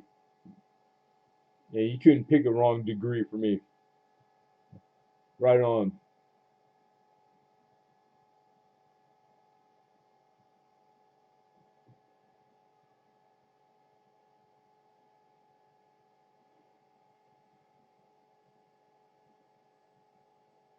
We made good time.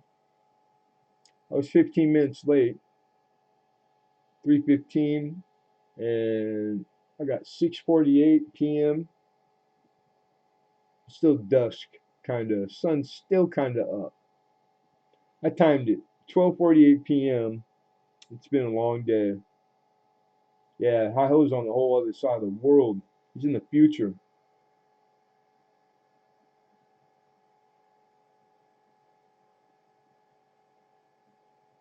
I said you timed it. I'm tired. I changed my font and I don't know how to change it back. I couldn't get my windows side by side last night. Not this isn't coin related, but it's just me, my luck. And I used to do it on XP all the time. I'd play poker. I'd cascade my windows, and I could play 20 different games in a tournament all at the same time and win them all.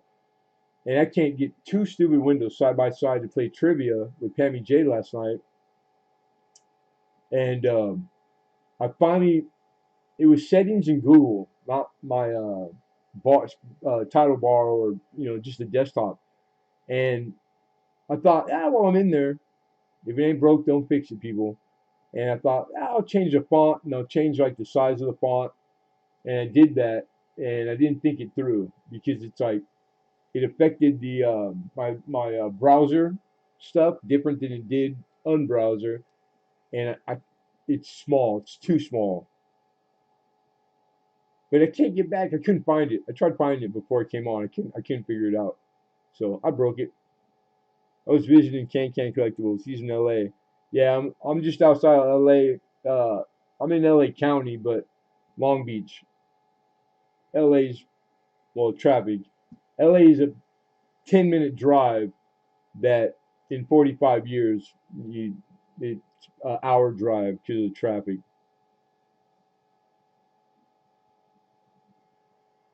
You can hear the lightning and stuff over stream. Yeah, right on.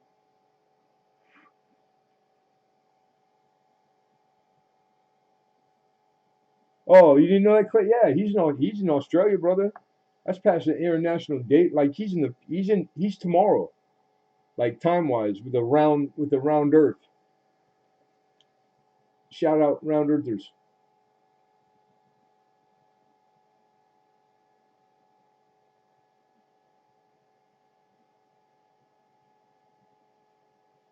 So you got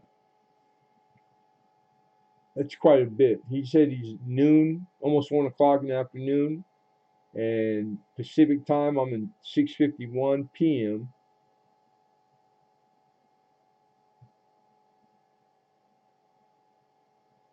You got Miss Canadian Scrapper in Canada, and Australia's humongous, huge. I don't know the map of Canterbury. Are you more western on Australia? More southern?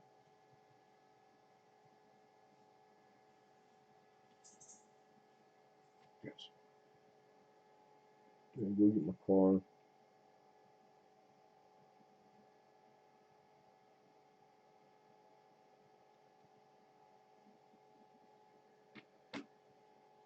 Kind of a funny text. Yep.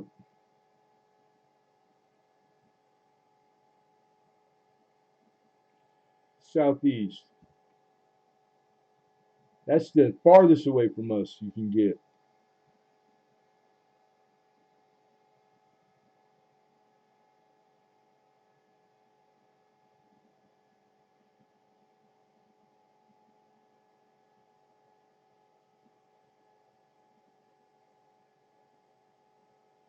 All right. Well, I think we're gonna wrap it up, and you guys will get invoices. I'll probably start them. It usually takes like an hour to run and get my vehicle. Connecticut, my lag is not noticeable at all. Yeah, because I think the two things it comes down to is if you're using a router, like if you got one from like 1999, go to Best Buy and buy a router. Spend $100 bill on a router, nice one. It matters. If you have a desktop, don't use Wi-Fi. Go buy a cable, whatever you need, 2 foot, 3 foot, um, and be hardwired. Like you can't get better. And the only thing you can't really have control over, well, I guess you can. You can go move, but the distance where I'm at, literally, to where when the cable guy runs the cable to the mainframe where the source is, there's actually an end. Some people are the farthest away from it before it goes to another provider or a different cable company, and they have a slower speed. It's just not, it's not real time. And typically, but they got the websites where you can test. So when I had this installed, I got the better stuff. Like I said, I use better cable. I'm hardwired.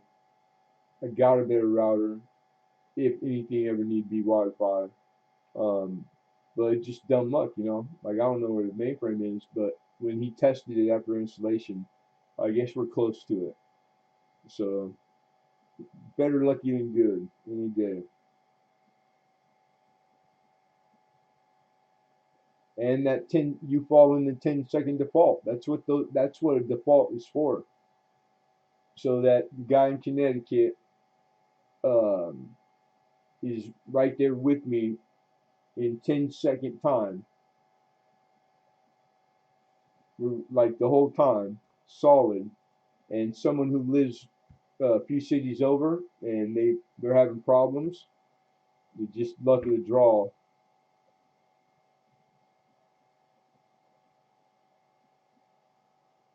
Cool. And for the most part, it's like that. Then there's the weather. You never know what's going on in between here and Connecticut. Like all of that stuff affects it. Look what happened to Facebook and all this stuff the other day. So there's always, you never know, man. These things are all luxury. They're not necessity. If my connection lags, I'm probably gonna wake up tomorrow still.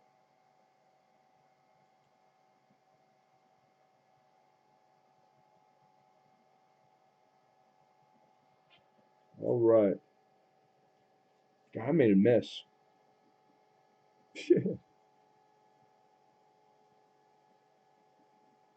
All right, everybody. Well, I think we're gonna skedaddle. So everybody be well, and thank you very much. Appreciate everybody. Appreciate all the bidders and the few new folks that were in here. Thank you for coming, and the regulars. Thank you for coming. Appreciate all you guys, and I'll see you probably tonight on the tube. All right. Be well, everybody.